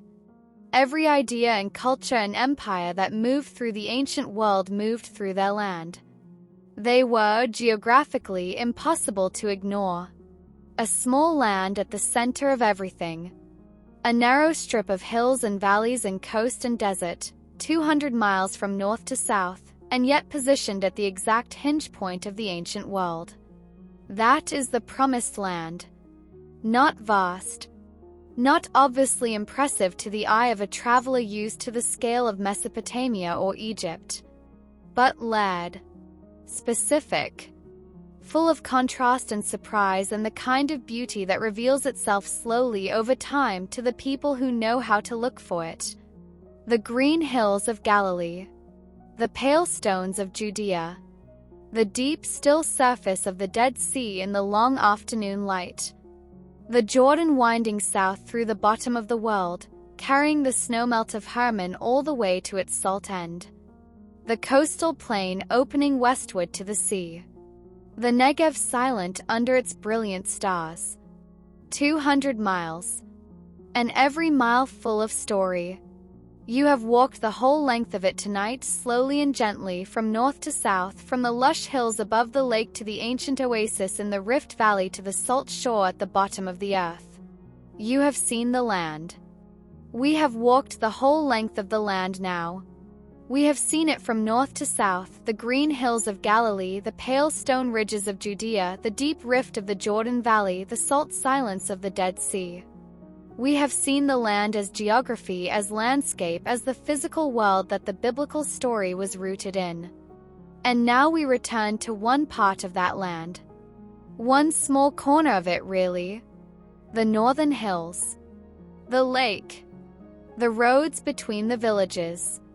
Because it is here, in this particular stretch of the Promised Land, that the story takes a turn that no one who had been watching could have predicted. A carpenter's son from a hill town in Galilee steps out of obscurity, and the world is never quite the same again. Tonight we walk the world of Jesus. Slowly. Quietly. The way you might walk through a place you love very much, noticing the details, letting the familiar become fresh again. Begin in the south, where the story begins. Not in Galilee, where Jesus would grow up, but further south in Judea in the hill country, in a small town that sits about 10 kilometers south of Jerusalem on the same limestone ridge. Bethlehem. The name means house of bread, Beit Lechem in Hebrew, a name that speaks of nourishment, of provision, of something essential and sustaining. It was an old town even by the time of Jesus. David had been born there 1,000 years before, and it was because of David that the town held its particular significance. The prophet Micah had written, centuries before the birth of Jesus, that from Bethlehem would come one who would be ruler over Israel, whose origins were from of old, from ancient days. Bethlehem sits on the ridge of the Judean hills, the same ridge that carries Jerusalem a few miles to the north. The landscape around it is the classic Judean landscape: pale limestone terraces, ancient olive groves, the air dry and clear at that elevation. To the east, the land drops quickly toward the Judean wilderness and the Dead Sea. To the west, the hills descend more gently toward the Shephelah and the coastal plain. The fields around Bethlehem are the same fields where Ruth gleaned grain behind the reapers in the book that bears her name. The same fields where the shepherds were keeping watch by night when the sky broke open above them and the announcement came. The town is small. It has always been small. And yet it carries, in the imagination of the whole world, a weight entirely out of proportion to its size. A stable or a cave used as a stable, the tradition is ancient and consistent that the birthplace was a place where animals were kept. The smell of straw and animals and night air. A young mother. A newborn child. The ordinary made extraordinary. The extraordinary made ordinary. That is the paradox of Bethlehem, and it has never been resolved, only held. From Bethlehem, a family would have traveled north, back through the hill country, and eventually settled in the far north of the land in Galilee. The Gospel of Luke tells us that Joseph and Mary returned to their own city, Nazareth, after the events of the birth and the early weeks in Judea. Nazareth sat in the hills of Lower Galilee, in a natural basin in the limestone highlands, sheltered by hills on three sides, looking southward across the Jezreel Valley toward the distant ridge of Mount Carmel. It was not on any major road. It was not a significant city. It was the kind of place that does not appear in the history books of its era, the kind of place that people from larger cities dismiss with a raised eyebrow. Can anything good come from Nazareth? And yet here is where Jesus grew up. Here is where he learned to walk and to talk and to read the scriptures and to work with his hands. Here is where he spent the vast majority of his earthly life, not in Jerusalem, not in the great cities, but in a small limestone town in the Galilean hills, making things from wood, living in the rhythm of a village, knowing his neighbors by name and knowing the hills around the town the way you know a place you have walked since childhood. The hills above Nazareth offer something remarkable. On a clear day, and the days in Galilee are often clear, you can see for extraordinary distances. To the west, the ridge of Mount Carmel, and beyond it, a glint of the Mediterranean. To the south, the wide flat bowl of the Jezreel Valley, and on its far side, the hill of Moor and the slopes of Mount Gilboa. To the north and east, the hills of Galilee rolling away in waves toward the Jordan Valley and the plateau of the Golan. It is the view of someone who can see a great deal of the world without having left home. Jesus grew up with that view. He grew up knowing the weather patterns that came in off the sea, knowing which clouds meant rain and which meant wind and which meant nothing at all. He grew up knowing the wildflowers of the Galilean hills, and when he later told his listeners to consider the lilies of the field, how they grow without toiling or spinning, and yet are clothed more beautifully than Solomon in all his glory, he was speaking about flowers he had grown up among. Specific flowers. The anemones and the irises and the poppies that cover the Galilean hillsides every spring without fail, without effort, in colors that seem impossible. He knew this land. It was inside him before he began to teach. The land was the language he already spoke before he found the words. Around the time Jesus was 30 years old, something shifted. The quiet years in Nazareth ended, or rather, they were completed, and a new season began. After his baptism in the Jordan, that moment of water and voice and the descending of something gentle as a dove, he moved his base of operations from Nazareth to a town on the northwestern shore of the Sea of Galilee. Capernaum. Capernaum was not a large city, but it was a real one, a fishing town and a small commercial center on the northern shore of the lake, near where the Jordan entered from the north. It sat on the Via Maris, the great coastal road that ran from Egypt in the south all the way through Galilee to Damascus and beyond. A tax collector's booth stood in Capernaum, which tells you something about the volume of traffic that passed through. Matthew sat at that booth collecting taxes until the day a man walked by and said simply, "Follow me." The ruins of ancient Capernaum can be visited today, and they are among the most quietly moving of any archaeological site in the land. The dark basalt stones of a first-century synagogue lie beneath the white limestone remains of a later building, and those basalt stones, scholars believe, are from the very synagogue where Jesus taught. A few steps away, under a modern glass-floored church suspended above it, are the remains of a first-century house that tradition, and early archaeological evidence, identifies as the home of Simon Peter, where Jesus stayed and where he healed Peter's mother-in-law of a fever. Capernaum was Jesus' headquarters in the most practical sense. He returned to it between journeys. He taught in its synagogue. He healed in its streets. The town by the lake, the sound of water always nearby, the fishing boats pulled up on the shore, the smell of fish and net and rope, was home to him in those years of ministry in a way that perhaps no other place was. It is worth noting, when you consider the geography of Jesus' ministry as a whole, how concentrated it was. Almost everything recorded in the Gospels happened within a radius of roughly 6 to 5 miles from Nazareth. The Sea of Galilee, the hills of Galilee, the Jordan Valley, the road south through Samaria, Jerusalem. That is the whole stage on which most of the story unfolded, a circle barely wider than the distance you might drive to visit a friend.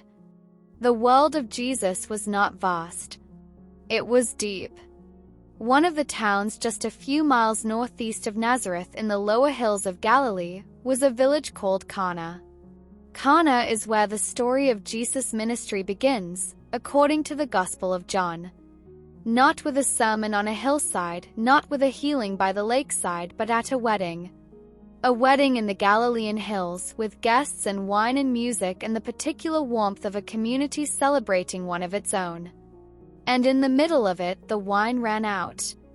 An ordinary domestic crisis, embarrassing for the hosts, the kind of thing that happens at celebrations and is remembered with a groan for years afterward.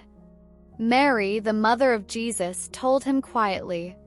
He responded with something that sounded, on the surface, like reluctance. And then he told the servants to fill 6 large stone water jars with water, and to draw some out and take it to the master of the banquet. What came out of those jars was wine. Not ordinary wine. The master of the banquet called the bridegroom over, baffled, and told him that everyone else served the good wine first and brought out the inferior wine when the guests had drunk freely, but you have saved the best until now. The best wine saved until last. At a village wedding in the Galilean hills. The first sign, as John calls it. And it is so quintessentially Galilean in its setting, not a temple, not a palace, not a dramatic public stage, but a village party, a family occasion, the ordinary rhythms of community life. The sacred arriving not in thunder and fire as at Sinai, but in the quiet miracle of water becoming wine in a stone jar in a house in Cana. But the road that ran south from Galilee always pointed toward one destination: Jerusalem. We have already seen Jerusalem in its geography, the city on the ridge, the city in the mountains, the city built of the same pale limestone as the hills it sits on. But to walk through it in the time of Jesus is to encounter something layered and dense and thrumming with significance in a way that is hard to overstate. The temple stood at the city's heart. Or rather, it stood on the elevated platform on the city's eastern side, the Temple Mount, a massive artificial platform built up by Herod the Great over decades of extraordinary engineering, expanding the original summit to create a vast stone plaza on which the temple building itself stood. The whole complex was one of the architectural wonders of the ancient world. Even the Roman historian Josephus, who was not given to easy wonder, wrote about the temple in terms of astonishment. Its stones were enormous, some of them weighing hundreds of tons, fitted together without mortar with a precision that modern engineers find difficult to explain. Its walls gleamed white in the sun and were decorated with gold, so that from a distance in the morning light it looked, he wrote, like a mountain of snow. The temple was the center of Jewish religious life in a way that is difficult to fully imagine today. It was the place of sacrifice, of prayer, of pilgrimage. 3 times a year, at Passover, at Shavuos, and at Sukkot, Jews from all over the land and from the diaspora scattered across the Roman world would make their way to Jerusalem and crowd the streets and the courtyards of the Temple Mount. The city would swell to several times its normal population. The roads leading up to it from every direction would be full of pilgrims walking, singing the Psalms of Ascent, those beautiful poems of arrival and expectation that begin with the words, "I lift up my eyes to the hills, from where does my help come?" Jesus came to Jerusalem many times. As a child brought by his parents for the annual Passover pilgrimage, it was on one such visit at age 12 that he stayed behind in the temple courts, listening to the teachers and asking them questions, and was found there 3 days later by his frantic parents, calmly in conversation, wondering why they had not known he would be in his Father's house. And in the last years of his ministry he came again and again, teaching in the temple courts, turning over the tables of the money changers, weeping over the city from a hillside, entering it on a donkey while the crowd spread cloaks and palm branches on the road before him. To the east of the city, across the Kidron Valley, a long ridge of hills rises against the sky. The Mount of Olives. It is not a single peak but a long, gently rounded ridge running north to south, facing the eastern wall of Jerusalem across the narrow Kidron Valley. It takes its name from the ancient olive groves that have covered its slopes for as long as anyone can remember, gnarled, silver-leaved trees of immense age, some of them so old that their root systems may go back to the time of Jesus and earlier. In the spring they produce small, hard olives. In the summer their leaves turn silver in the dry heat and shimmer when the wind moves through them. In the morning light they are among the most beautiful things in the world. The Mount of Olives has a remarkable view of the Temple Mount and the city below. It was from here that Jesus wept over Jerusalem, seeing the city spread before him, knowing what was coming, crying for it the way you cry for something you love that is walking toward its own destruction. It was from here, according to the Acts of the Apostles, that the ascension took place, the final departure on a hillside above the city, the disciples standing and looking up into a sky that had just changed everything. At the foot of the Mount of Olives, in the lower part of the slope where it meets the floor of the Kidron Valley, there is a garden. Gethsemane. The name comes from the Aramaic for oil press, a place where olives were brought to be pressed. It was a place of work, of crushing, of the slow extraction of something valuable through pressure. And it was here, on the night of his arrest, that Jesus went with his disciples to pray. The Gospel accounts of Gethsemane are among the most humanly intimate passages in all of Scripture. Jesus, distressed and troubled, asking his friends to stay awake with him. The friends falling asleep again and again despite their best intentions. Jesus alone a little further away praying words that the Gospel of Luke says were so intense that his sweat fell like drops of blood. "Father, if you are willing, take this cup from me. Yet not my will, but yours be done." The ancient olive trees that stand in the Garden of Gethsemane today cannot be the exact trees that were there that night. The Romans cut down the trees around Jerusalem during the siege of 70 AD. But olive trees regenerate from their roots, and it is not impossible that the gnarled, ancient-looking trees in the garden today grew from the roots of trees that were there when Jesus knelt among them. They are very old. They have been there a very long time. The garden at night under those silver trees, with the walls of the city visible on the ridge across the valley, it is one of the quietest and most charged places in the world. From Gethsemane he was led away. Through the Kidron Valley, up into the city, through the night and the early morning and the long machinery of trials and condemnation. And then through the streets of Jerusalem to a place outside the city walls. Golgotha. The name means the place of the skull, in Aramaic Golgotha, in Latin Calvary. It was a place of execution, a rise of rock outside the city walls where criminals were crucified, the Roman form of capital punishment, designed to be public and prolonged and impossible to ignore. The exact location of Golgotha within the geography of ancient Jerusalem has been debated for centuries, but the oldest and most persistent tradition places it at the site now covered by the Church of the Holy Sepulchre, inside the walls of the old city of Jerusalem as they exist today, though in the 1st century, before Herod Agrippa extended the city's walls northward, this site would have lain just outside the city. The Rock of Golgotha was, according to the tradition, a prominent outcropping visible from the road, the kind of place that a passing traveler could not help but see. Public. Exposed. The death of Jesus was not hidden in a dungeon or conducted in private. It happened in the light of day, in a place where people walked past, in full view of those who loved him and those who jeered and those who simply stood and watched because they did not know what else to do. Not far from the place of crucifixion, according to the Gospel of John, there was a garden, and in the garden a new tomb cut into the rock in which no one had yet been laid. It was here, in the garden tomb near Golgotha, that the body of Jesus was placed as the sun went down on the day we call Good Friday and the Sabbath began. And it was here, on the morning of the 1st day of the following week, that the tomb was found empty. The stone rolled away. The grave clothes lying folded. 2 figures in white, and the question they asked to the weeping woman standing outside, "Why do you seek the living among the dead?" The geography of resurrection. A garden. A tomb cut into rock. The first light of morning.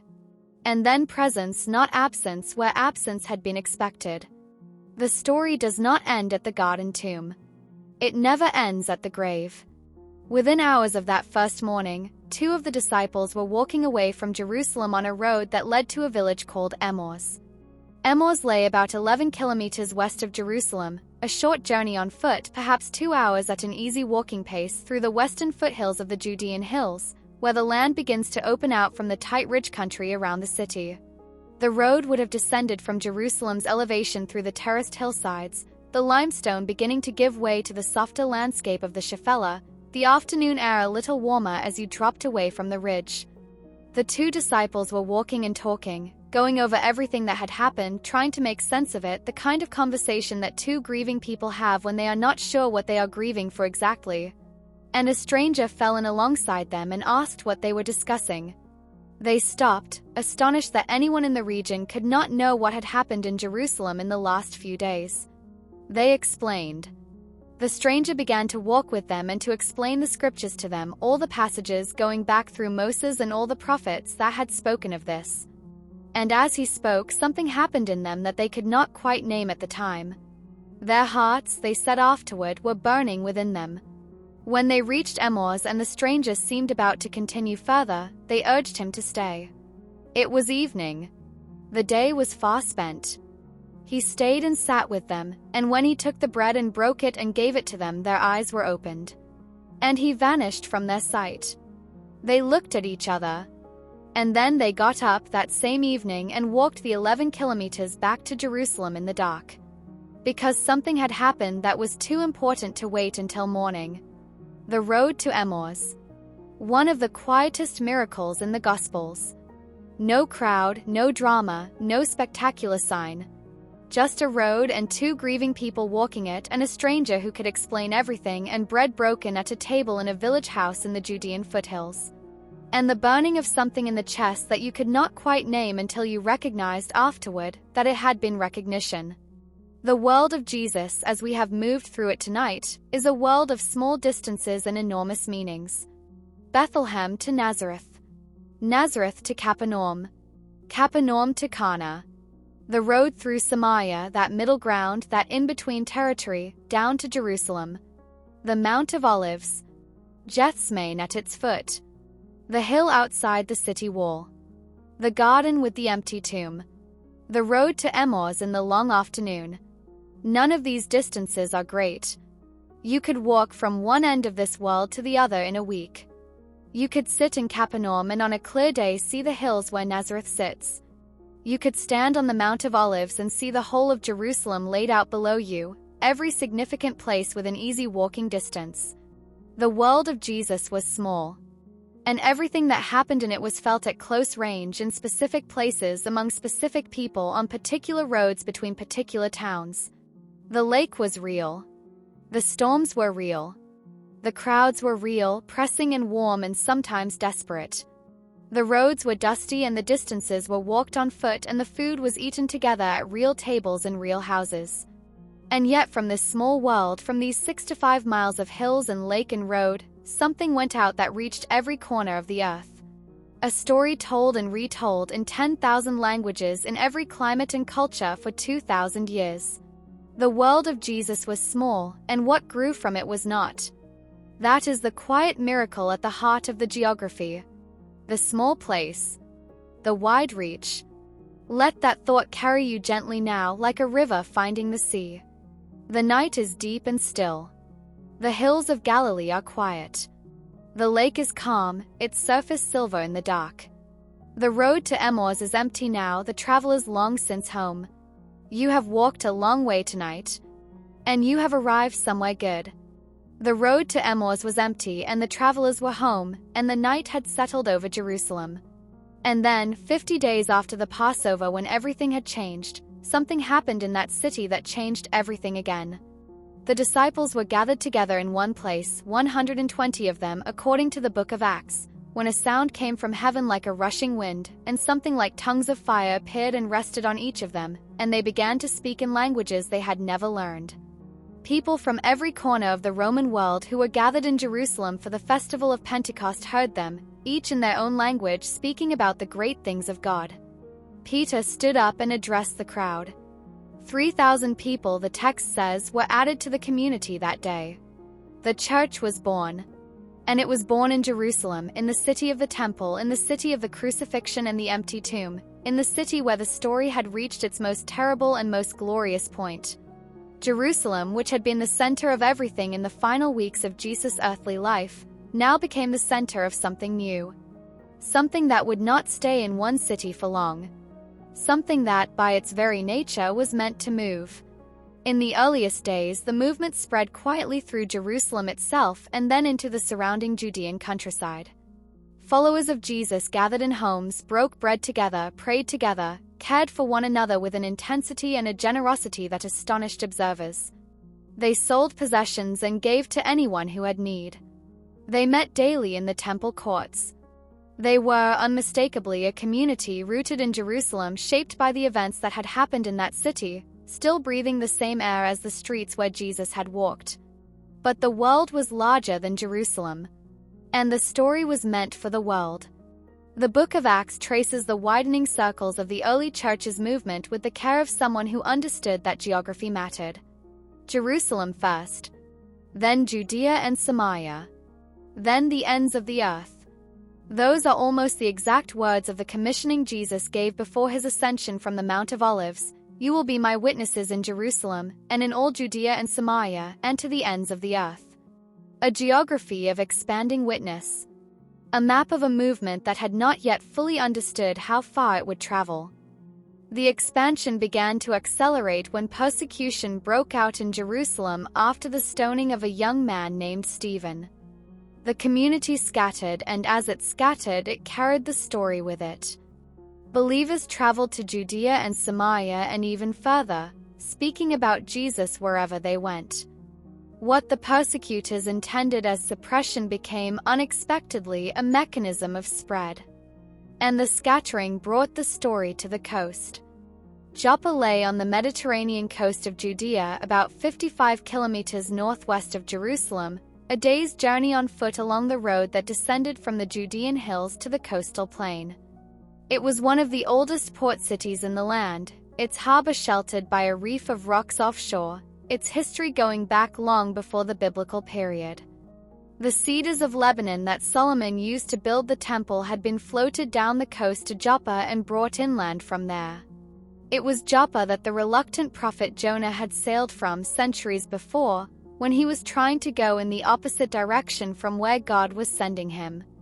And it was in Joppa, in the time of the early church, that a man named Peter had a vision that would alter the course of Christianity. Peter was staying in Joppa with a tanner named Simon, whose house was by the sea.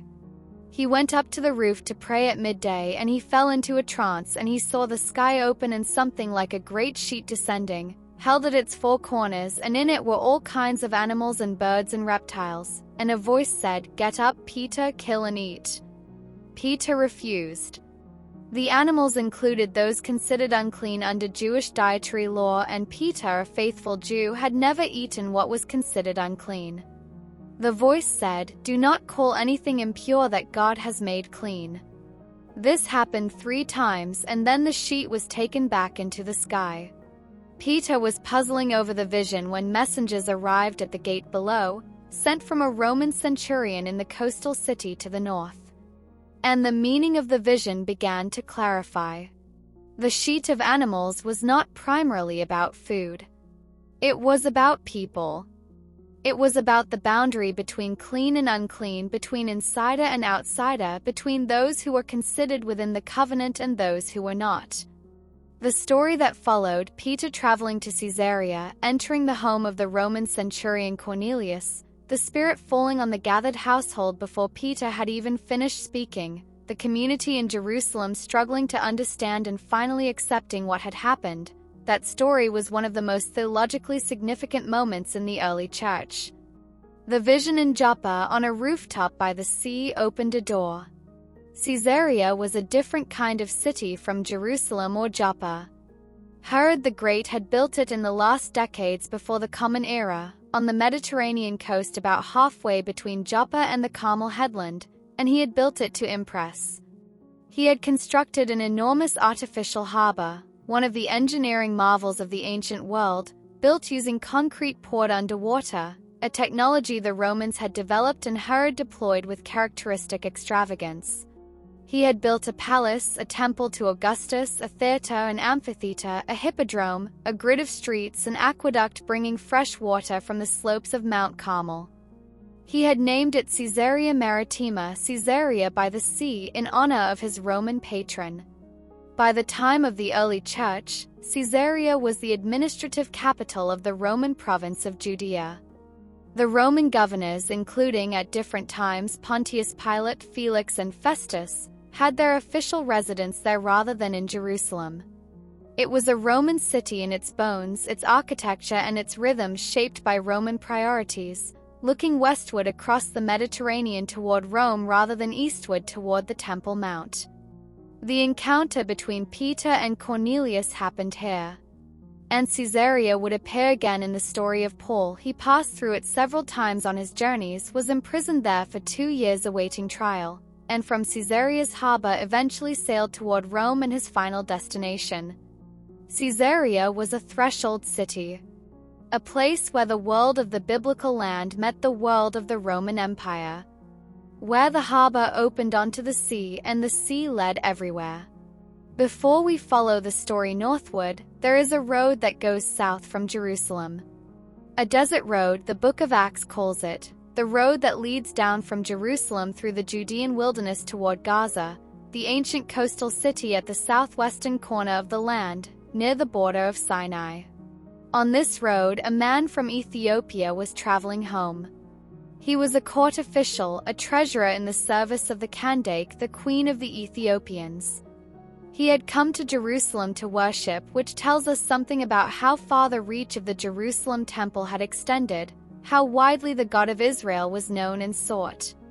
And now he was heading home, sitting in his chariot, reading aloud from the scroll of the prophet Isaiah.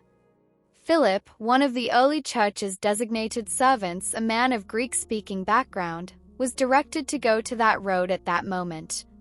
He ran alongside the chariot and heard what the man was reading and asked, "Do you understand what you are reading?" And the man said, "How can I unless someone guides me?" And he invited Philip to climb up and sit with him. The passage he was reading was from Isaiah chapter 53. He who was led like a sheep to the slaughter. And the Ethiopian official asked, "Who is the prophet talking about?" And Philip opened his mouth and, beginning from that scripture, told him the good news about Jesus. They came to some water, a spring or a pool somewhere along the desert road between Jerusalem and Gaza. The official asked, "What is to prevent me from being baptized?" And Philip baptized him there beside the road in the water that appeared at just the right moment. And then Philip was carried away suddenly to another place entirely, and the official went on his way rejoicing toward Ethiopia, carrying the story with him south and east into a continent the church had not yet formally planned to reach. Gaza and its road. A chance meeting that was not a chance meeting. A question asked in a chariot. Water beside a desert road. And the story moving south before it had fully moved north. But it was northward that the great missionary movement would flow. And the pivot point, the city that would become the launching pad for everything, was not in Judea at all. It was Ansh in Syria. Ansh lay on the Orontes River in the region we now call southern Turkey near the modern city of Antakya. It was one of the great cities of the Roman world, third in size and importance only to Rome itself and Alexandria, with a population that some estimates put at 500,000 people or more. It was a cosmopolitan city in the fullest sense of the word, a place where cultures collided and mixed and produced something new. Greeks and Syrians and Jews and Romans and people from every corner of the eastern Mediterranean lived there together, in the crowded streets and the colonnaded main avenue that stretched for miles through the city, lit at night by oil lamps so that it was said you could walk its length after dark as if it were day. Believers who had scattered from Jerusalem after the persecution came to Ansh, and here they did something new. They did not speak only to Jewish communities as had been the pattern in Jerusalem and Judea. They spoke to Greeks, to people with no background in Jewish scripture or tradition, people who had never heard of Abraham or Moses or the prophets. And a great number of people believed. When the Jerusalem community heard about this, they sent a man named Barnabas north to Ansh to see what was happening. Barnabas was a Cypriot Jew, a man of generous spirit whose very name apparently meant son of encouragement, and when he arrived in Ansh and saw what God was doing there, he was glad. And then he went to find someone. He traveled to the city of Tarsus in what is now southern Turkey and found a man named Saul, the same Saul who had been present at the stoning of Stephen, who had been the most feared persecutor of the early church, and who had been transformed on a road to Damascus by an encounter so overwhelming that it had blinded him for 3 days. Saul, who would become Paul. Barnabas brought him to Ansh, and the two of them taught in that city for a whole year. And it was in Ansh, this great cosmopolitan Syrian city on the Orontes, that the followers of Jesus were first called Christians. Not by themselves, it seems to have begun as a term used by others, perhaps a nickname, perhaps slightly mocking. The Christ people. The people of the Anointed One. The name stuck, and it is still the name by which they are known today, 2,000 years later, in every language on earth. Ansh was also where the missionary journeys began. The community in Ansh was at prayer and fasting when a direction came. Set apart for me Barnabas and Saul for the work to which I have called them. And so, with prayer and the laying on of hands, the two men were sent off. Their first journey outward from Ansh to the wider world had begun. They went first to the nearby coast, to the port city of Seleucia. Seleucia Perea, to give it its full name, lay about 25 kilometers west of Ansh, where the Orontes River reached the sea. It was Ansh's port, the gateway through which the city breathed and traded with the wider Mediterranean world. Ships from Alexandria and Rome and Athens came in through its harbor. From Seleucia, the world was reachable. Paul and Barnabas sailed from Seleucia with a young man named John Mark, a cousin of Barnabas who would later become significant in his own right. They sailed southwest, across the open water of the eastern Mediterranean, toward an island visible on the horizon. Cyprus.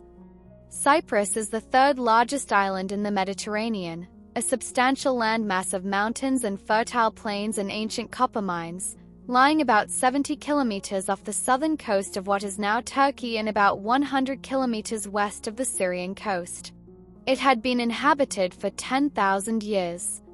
Its forests had supplied timber to the pharaohs of Egypt. Its copper, the island's name, is in fact the origin of the Latin word for copper, cuprum, had made it wealthy and strategically important throughout the ancient world. It was also Barnabas's home island. He was, the book of Acts tells us, a Levite, a native of Cyprus. So when the missionary journey headed first to Cyprus, there may have been a natural logic to it, beginning in familiar territory among people whose language and culture were already known. They landed on the eastern coast of the island at the city of Salamis. Salamis was Cyprus's largest city and its main commercial center, a prosperous Hellenistic city facing the coast of Syria across the water. It had a significant Jewish community, which is why Paul and Barnabas went first to the synagogues there to begin speaking. This pattern would become characteristic of Paul's missionary method throughout his journeys, beginning in the Jewish community of each city, among people who already knew the scriptures and to whom the message of Jesus as the fulfillment of those scriptures could be presented directly.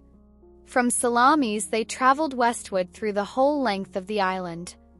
Cyprus is long and narrow, roughly 225 kilometers from east to west, and the road through it would have taken them across the central plain between the two mountain ranges, past orchards and vineyards and the ancient copper mining country, toward the western end of the island. They came to Paphos. Paphos was the Roman administrative capital of Cyprus, the seat of the Roman proconsul, the governor for the island. It sat on the southwestern coast, facing the open sea, a city of some sophistication and considerable religious complexity. The ancient sanctuary of Aphrodite, the goddess of love, lay not far from Paphos at a place called Kuklia, and the whole region had a long association with her worship. It was a place of mixed religious currents of competing spiritual claims. In Paphos, Paul and Barnabas encountered a Jewish sorcerer and false prophet named Bar-Jesus, who was attached to the household of the proconsul. The proconsul, a man named Sergius Paulus, was an intelligent man who wanted to hear the word of God, but Bar-Jesus, whose name in Aramaic meant son of Jesus but whose character seemed to embody the opposite, tried to turn the proconsul away from the faith. Paul rebuked him sharply, and the man was struck temporarily blind, a strange echo of Paul's own experience on the Damascus road. And the proconsul saw what had happened and believed. It was from Paphos that the journey moved on. Paul and his companions sailed north across the water toward the southern coast of Asia Minor, what we now call Turkey. And it was somewhere on that crossing or shortly before it that the name Saul quietly gives way in the text to Paul. The missionary to the Gentiles, the man who would carry the story of Jesus to the Western world, steps fully into the light with the name by which history knows him. They landed on the southern coast of what the Romans called the province of Pamphylia, at a city called Perga. Perga was an inland city rather than a coastal one. It sat about 15 kilometers from the sea on a slight rise in the flat Pamphylian plain, with the Taurus Mountains visible on the horizon to the north. It was a prosperous Hellenistic city with a long history, its main street colonnaded and wide, its Acropolis rising above the surrounding plain, its temple to Artemis one of the most important religious sites in the region. It was at Perga that something difficult happened. John Mark, the young man who had come with them from Antioch, left the mission and went home. The text of Acts simply states this fact without explaining it. The reasons are not given. He was going home to Jerusalem. Something about the mission, the length of it, the uncertainty of it, the increasingly unfamiliar territory they were heading into, or perhaps something that had already happened on the journey, was more than he was prepared for at this point in his life. It was a human moment, tender and ordinary, in the middle of an extraordinary journey. A young man reaching his limit. Going home. Paul would feel this as a desertion, and it would cause a painful rupture between him and Barnabas later. But John Mark did not disappear from the story. He came back to it eventually, and Paul himself, in one of his last letters, would ask for him, saying he is helpful to me for ministry. Stories of failure and return are as much a part of the apostolic geography as stories of triumph. From Perga, Paul and Barnabas turned north into the mountains. The Taurus Range is a formidable barrier, its peaks rising to over 3,000 meters, its passes narrow and sometimes treacherous, its winters severe. To cross the Taurus from the coast into the Anatolian plateau was not a casual undertaking.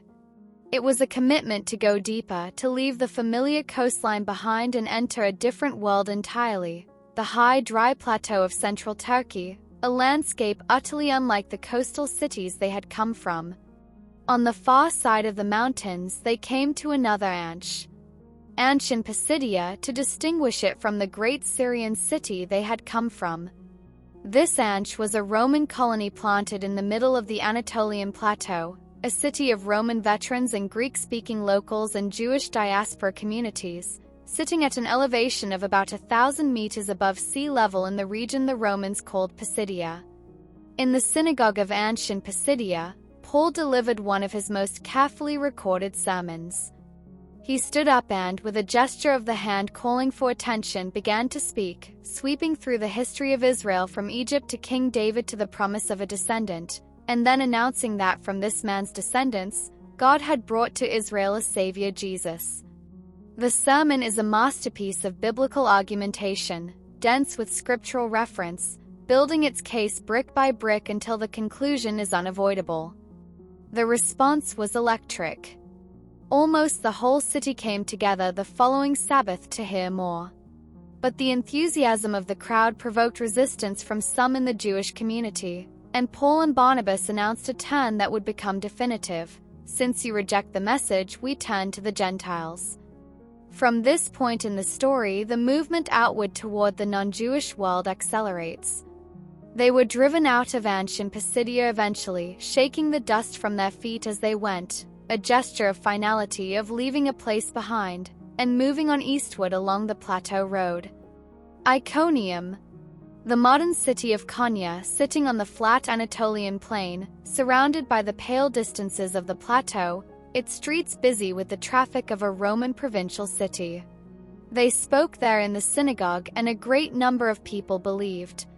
But again, opposition gathered, and eventually a plot to stone them sent them moving on. Lystra and Derbe, two smaller cities further along the plateau road in the region called Lycaonia. At Lystra, Paul healed a man who had been lame from birth, and the crowd's response was instant and overwhelming. They declared that the gods had come down in human form, calling Barnabas Zeus and Paul Hermes, and began bringing garlands and oxen to sacrifice to them. Paul and Barnabas tore their clothes in horror at this and barely restrained the crowd from sacrificing to them. And then, in the same city, Jews came from Ansh in Pisidia and from Iconium and persuaded the crowd. And the crowd that had wanted to worship them stoned Paul and dragged him outside the city, leaving him for dead. He got up. He went back into the city. The next day, he and Barnabas left for Derbe. The resilience in that sequence of events is almost beyond comprehension. Left for dead outside the city, dragged back to his feet by the care of the disciples who gathered around him, he walked back in. And the next day he walked on. Derbe was the furthest east they went on this first journey. A small city on the plateau, near what is now the border between Turkey and Syria. From here they turned back, retracing the road they had come on, back through Lystra, back through Iconium, back through Ansh in Pisidia, back down through the Taurus passes to the coast, strengthening the disciples in each city, appointing elders in each church, committing them to the Lord with prayer and fasting. They came back to the coast at a city called Atalia, the modern Turkish city of Antalya, a harbor on the southern coast, the sea glittering before them after the long weeks on the mountain plateau. And from Atalia they sailed back to Ansh in Syria, where it had all begun. And when they arrived, they gathered the church together and reported everything that had happened. How God had opened a door of faith to the Gentiles. The first missionary journey was complete. Its geography traces a rough circle across the eastern Mediterranean, from Ansh to the sea, across to Cyprus, north to the Anatolian coast, up into the mountains, across the plateau, back down to the coast, back across the sea to Ansh. A circle of perhaps 3,000 kilometers, walked and sailed and walked again, through heat and cold and mountains and cities and synagogues and crowds and opposition and stone. And at every stop along that circle, something had taken root. Small communities of people in Salamis and Paphos and Antioch and Pisidia and Iconium and Lystra and Derbe, people who had heard the story and believed it and gathered together around it, in cities where no one had spoken about Jesus a few weeks before. The world of the early church was expanding. The circle was widening. And Paul had not finished walking. But for tonight the journey rests here. In Antioch, where the travelers have come home and the community has gathered to hear their stories. Where the fire is warm and the questions are many and the road ahead is still long, but for now, just for now, the walking has stopped. You have traveled a long way tonight. Across the Mediterranean. Through mountain passes in the Taurus. Along roads on the Anatolian plateau under the wide Turkish sky. Through the streets of cities that still exist today, carrying their ancient layers quietly beneath the modern surface. You have heard the story of a movement that began in a single room in Jerusalem and within a few decades had reached the coasts of the Mediterranean, the mountains of Asia Minor, the island harbors of Cyprus. A movement carried by ordinary people who walked roads and sailed on seas and stood up in synagogues and market squares and household gatherings and told the story of what they had seen and heard and believed. The night is deep and quiet now. The sea is calm. The plateau is silver under the stars. The harbor at Italia is still, the boats resting on the dark water. The first journey was complete. Paul and Barnabas had come home to Antioch, had gathered the community together, had told the story of everything that had happened, the doors that had opened, the resistance they had met, the communities that had taken root in unlikely soil across Cyprus and the plateau cities of Asia Minor. And for a time they rested. But Paul was not by nature a man who rested for long. A second journey was coming. And this time the road would go further. Past the familiar plateau cities. Past the coastline of Asia Minor entirely. Across the water into a continent where the story of Jesus had not yet been heard. Into Europe. Tonight we follow that widening road. We follow it through the cities of Greece and Macedonia, through the harbor towns and the market squares and the upper rooms of private houses where the earliest European congregations gathered. We follow it to a great commercial city by an isthmus, and to a magnificent Asian city that would become one of the most significant centers of early Christianity. We follow the road that Paul walked until we understand in our bones just how far a single man can travel when he believes the journey is necessary. And then we rest. Because the road is long and the night is good for resting. The second journey began with a disagreement. Paul wanted to go back and visit the communities they had established on the first journey, to see how they were doing to strengthen them. Barnabas agreed but wanted to bring John Mark again. Paul refused. John Mark had left them at Perga, gone home before the hard part, and Paul was not willing to bring him into the field again. The argument was sharp enough that the two men who had traveled together through Cyprus and over the Taurus mountains and across the Anatolian plateau simply parted ways. Barnabas took John Mark and sailed back to Cyprus. Paul chose a new companion, a man named Silas, and went north overland. There is something quietly honest about that moment in the book of Acts. Two good and faithful men who had done extraordinary things together, unable to agree. The early church was not a frictionless community of perfect people.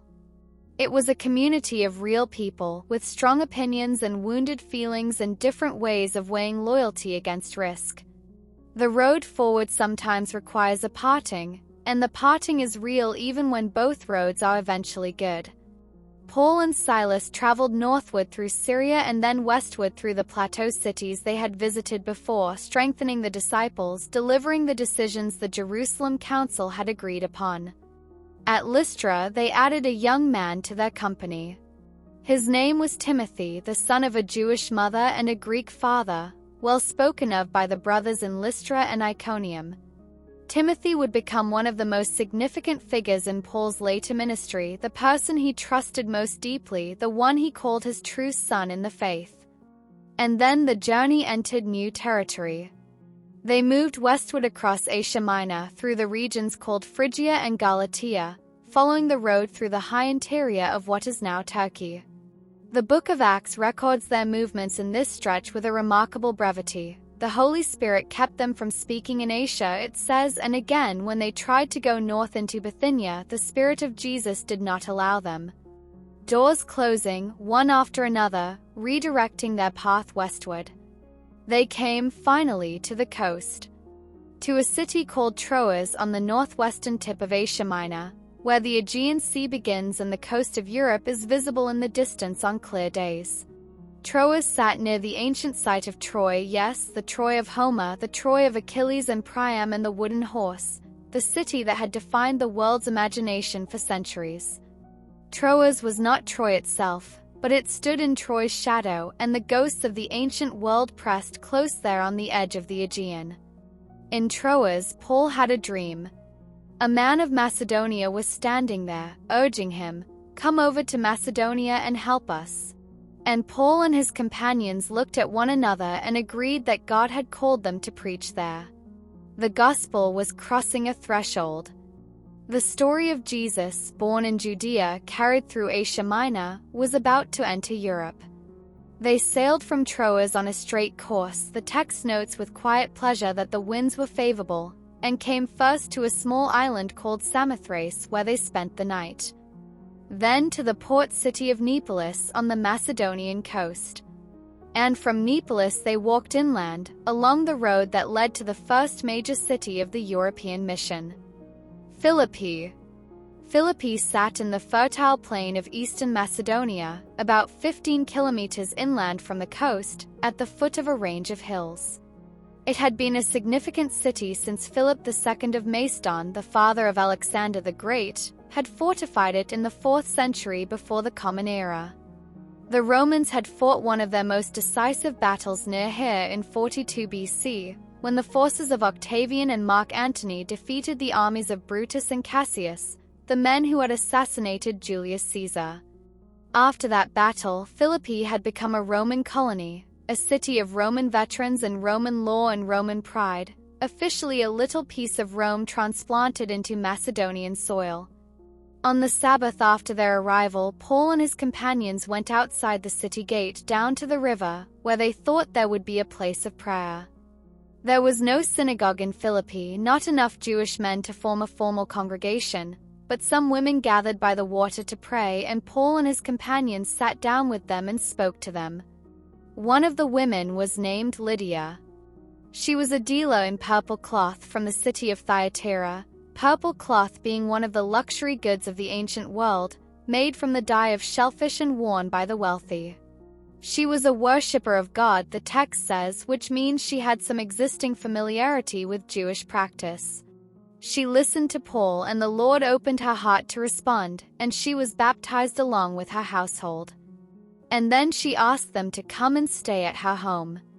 "If you have judged me to be faithful to the Lord," she said, "come and stay at my house." And she prevailed upon them. Lydia's house by the river in Philippi. The first Christian household in Europe. The first European convert, a businesswoman from Asia Minor, whose trade in purple cloth had brought her to this Macedonian city. The first European church meeting in her home, gathered by the river where the prayer meeting had been. The river is still there. The plain of Philippi is still there. The ruins of the ancient city stretch across the valley floor, and among them the remains of a church built in the early Christian centuries over the site traditionally associated with Lydia's house. The place is quiet now. The purple cloth trade is long finished. But something happened there that did not finish. From Philippi the road went westward along the great Roman highway called the Via Egnatia, the road that Rome had built across Macedonia to connect the Adriatic coast in the west with the Aegean coast in the east, a road that ran in an almost straight line across the width of northern Greece. They passed through Amphipolis and Apollonia, two cities along the road that the text mentions in passing, like mileposts on a long journey. And then they came to Thessalonica. Thessalonica was the capital of the Roman province of Macedonia, its largest and most important city, sitting at the head of a wide bay in the Aegean, its harbor busy with the traffic of the Roman world. It was a city of perhaps 100,000 people, an enormous population by ancient standards, a cosmopolitan mix of Greeks and Romans and Jews and people from across the eastern Mediterranean, all living together in the dense, noisy, commercially vital world of a major port city. Paul went to the synagogue in Thessalonica for 3 Sabbaths in a row, reasoning with the congregation from the scriptures. Some of them were persuaded. A great many devout Greeks were persuaded, and a number of leading women of the city. But other members of the synagogue were not persuaded, and they were aggrieved enough by Paul's success that they gathered a crowd and started a riot in the city, dragging a man named Jason, who had been hosting Paul and Silas, before the city authorities. The accusation they made before the city council is striking in its way. These men, they said, have been turning the world upside down. As if the problem were not just local disturbance but something wider. Something systemic.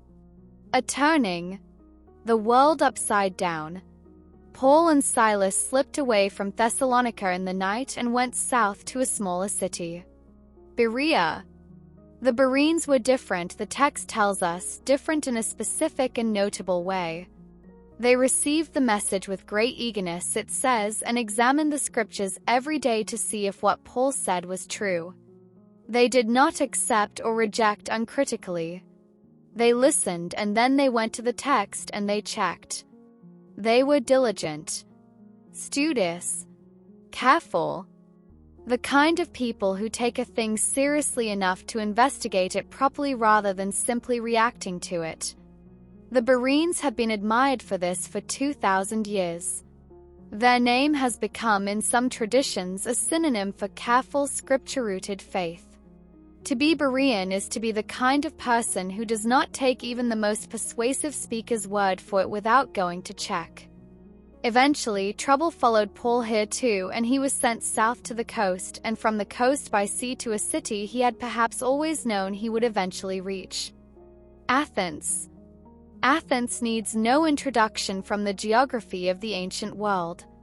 It was the city of Socrates and Plato and Aristotle, the city where democracy had been invented, the city of the Parthenon gleaming white on its limestone rock above the rest of the city whose intellectual traditions had shaped the entire Hellenistic world. By Paul's time it was no longer a political power. Rome had absorbed it along with everything else, but it remained the cultural and intellectual capital of the Greek-speaking world, the city to which educated people came to learn, to argue, to be part of a tradition that stretched back 5 centuries. Paul walked through Athens while he waited for Silas and Timothy to join him, and the text says he was deeply distressed to see that the city was full of idols. He argued in the synagogue and in the marketplace daily with anyone who would engage him. And eventually some Epicurean and Stoic philosophers encountered him and brought him to the Areopagus, the ancient council hill beside the Acropolis, and asked him to explain this new teaching they were hearing. What followed was one of the most remarkable speeches in the New Testament. Paul, standing on the Areopagus with the Parthenon above him, addressed the Athenians in their own intellectual language. He quoted their poets. He pointed to one of their own altars inscribed to an unknown god and said, "What you worship as unknown, this I proclaim to you." He moved from the created order to the human desire for God to the resurrection. He did not begin with Moses. He began with what Athens already knew and pointed forward from there. The response in Athens was mixed. Some sneered, particularly at the mention of resurrection. Some were curious and asked to hear more. And some believed, among them a member of the Areopagus Council, a man named Dionysius and a woman named Damaris and a few others. The church in Athens was small. The city of ideas was not, perhaps, the most fertile soil for what Paul was planting. But something took root there too, quietly among those few. From Athens, Paul went west along the coastal road to a city that would prove far more receptive, and where he would stay longer than almost anywhere else in his journeys. Corinth. Corinth sat at the base of a narrow isthmus, the thin neck of land connecting the Greek mainland to the Peloponnese Peninsula to the south. It was one of the most strategically and commercially valuable locations in the entire ancient world. Ships sailing between the Aegean Sea to the east and the Adriatic and the route to Rome in the west had two options. They could sail the long way around the dangerous southern Cape of Greece, a journey that could take weeks and involve some of the roughest water in the Mediterranean. Or they could come to Corinth. At Corinth, a remarkable service was available. Smaller ships could be dragged overland across the isthmus on a paved trackway, the diolkos the Greeks called it, and relaunched on the other side. Cargo from larger ships was offloaded and carried across and loaded onto other ships waiting in the other harbor. The city took a toll on everything that passed. It controlled the crossroads. It was, in the commercial geography of the ancient world, almost impossibly well positioned. The result was a city of extraordinary wealth and extraordinary vice in roughly equal measure. Sailors and merchants from every port in the Mediterranean passed through. The city had two harbors, Canaan on the western side, opening toward Italy, and Century on the eastern side, opening toward the Aegean and Asia Minor. Both were busy with the traffic of empire. Corinth's reputation in the ancient world for licentiousness was so established that the Greeks had invented a verb, Corinthia zesthai, to live like a Corinthian, meaning to live without moral restraint. Into this city Paul came alone at first after the mixed reception in Athens. He found lodging with a Jewish couple, a tent maker named Aquila and his wife Priscilla, who had recently come from Rome after the Emperor Claudius had expelled the Jewish community from the city. Paul worked with them at their trade, making tents, or perhaps more broadly, working leather or cloth during the week, and reasoned in the synagogue on the Sabbath. He stayed in Corinth for 18 months. 18 months, longer than almost any other single city in all his travels. Long enough to lay deep foundations. Long enough to write letters. It was from Corinth scholars believe that Paul wrote his letter to the Romans, that great, dense, carefully argued theological treatise that is in many ways the fullest statement of his understanding of the gospel. Written in a tentmaker's workshop perhaps, or in the house of a Corinthian believer, addressed to a community in Rome he had never visited, in a city at the center of the empire he had not yet reached. The eastern port of Corinth, Century, appears briefly but memorably in the New Testament. Paul had his hair cut there before sailing in fulfillment of a vow. And in his letter to the Romans he commends to the community a woman named Phoebe, a deacon of the church in Century, who was apparently carrying the letter to Rome. The letter to the Romans, one of the most influential documents in the history of Western civilization, was carried by a woman from a harbor town on the eastern shore of the Corinthian isthmus. Paul eventually left Corinth and sailed east across the Aegean to a city that would become in some ways the crown jewel of his Asian ministry. Ephesus. Ephesus was one of the great cities of the ancient world. It sat on the western coast of Asia Minor, where the Cayster River met the Aegean, and it was for much of the Roman period the largest city in the eastern Mediterranean after Alexandria. Its population may have reached 200,000 at its peak. Its harbor was busy and its colonnaded streets were magnificent.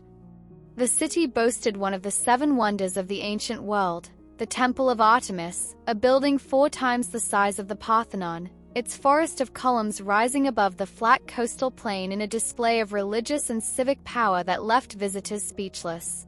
Paul came to Ephesus for the first time at the end of his second journey, pausing briefly and promising to return if God willed. He came back on his third journey and stayed for 3 years, the longest he stayed anywhere. He taught daily in a lecture hall. He performed extraordinary healings. The community grew and deepened and became a center from which the book of Acts says all the residents of Asia, the whole Roman province, heard the word of the Lord. But Ephesus was also where things came to a head most dramatically. The city's economy was deeply tied to the worship of Artemis. Craftsmen made silver shrines and miniature temples to sell to pilgrims and tourists, and when the new faith began to draw people away from the temple, those craftsmen felt the economic pinch. A silversmith named Demetrius gathered his colleagues and fomented a riot. The whole city was seized with confusion. For 2 hours, a mob in the great theater of Ephesus, a theater that could hold 25,000 people, chanted Artemis of the Ephesians, great is Artemis of the Ephesians. 2 of Paul's companions were dragged into the theater. Paul wanted to go in himself and was physically restrained by friends who feared for his life. The riot was eventually calmed by the city clerk, who pointed out somewhat dryly that if Demetrius had a legitimate complaint, there were courts for that. And Paul departed Ephesus shortly after.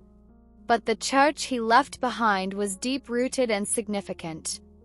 Ephesus would become one of the most important centers of early Christianity in the Roman world. The letter Paul wrote to the Ephesians is one of the most theologically rich of all his writings.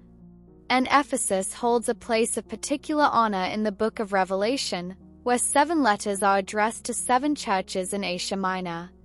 The letter to the church at Ephesus stands first in that list, a community praised for its endurance and its discernment, and gently challenged to return to the love it had known at the beginning. 10,000 miles.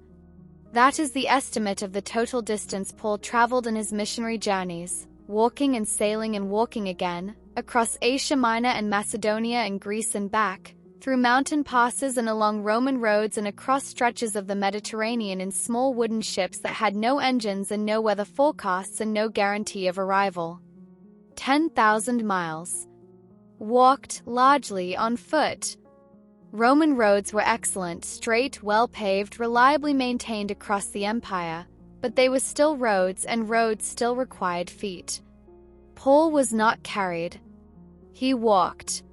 He knew the feel of Roman road cobbles under his sandals, the smell of goat dung and pine resin and sea air on different stretches of the journey, the particular quality of cold in the Taurus mountain passes and heat on the Anatolian plateau. And across those 10,000 miles, in at least 14 cities that scholars can identify with confidence, communities came into being. Households that had never heard the name of Jesus before gathered together and began to read letters from a tent maker who had walked to their city with a story that changed everything. Communities in Philippi and Thessalonica and Corinth and Ephesus and Lystra and Derbe and Antioch and Iconium and a dozen other cities. Each community was specific to its place. The church in Philippi was shaped by its city of Roman veterans and Macedonian traders. The church in Corinth was shaped by the moral complexity and commercial energy of the Isthmus city. The church in Ephesus was shaped by its proximity to one of the great centers of ancient religion. The geography formed the people, and the people formed the church, and the church carried something that transcended the geography entirely. A movement that began with 12 fishermen and tax collectors and ordinary people around a lake in Galilee had, within a generation, established communities across the breadth of the Roman Empire. From Jerusalem to Antioch to Cyprus to the Anatolian plateau to Macedonia to Athens to Corinth to Ephesus.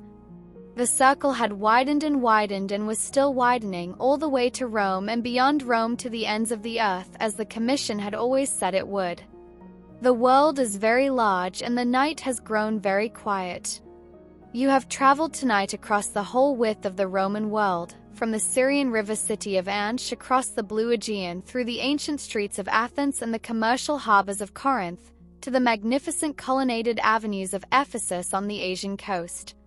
You have followed a man who could not stay still, who believed that every city was worth reaching, who got up after being stoned and walked back into the city and then left for the next one the following morning. A man of extraordinary energy and extraordinary faith, walking 10,000 miles to tell a story in places that had never heard it.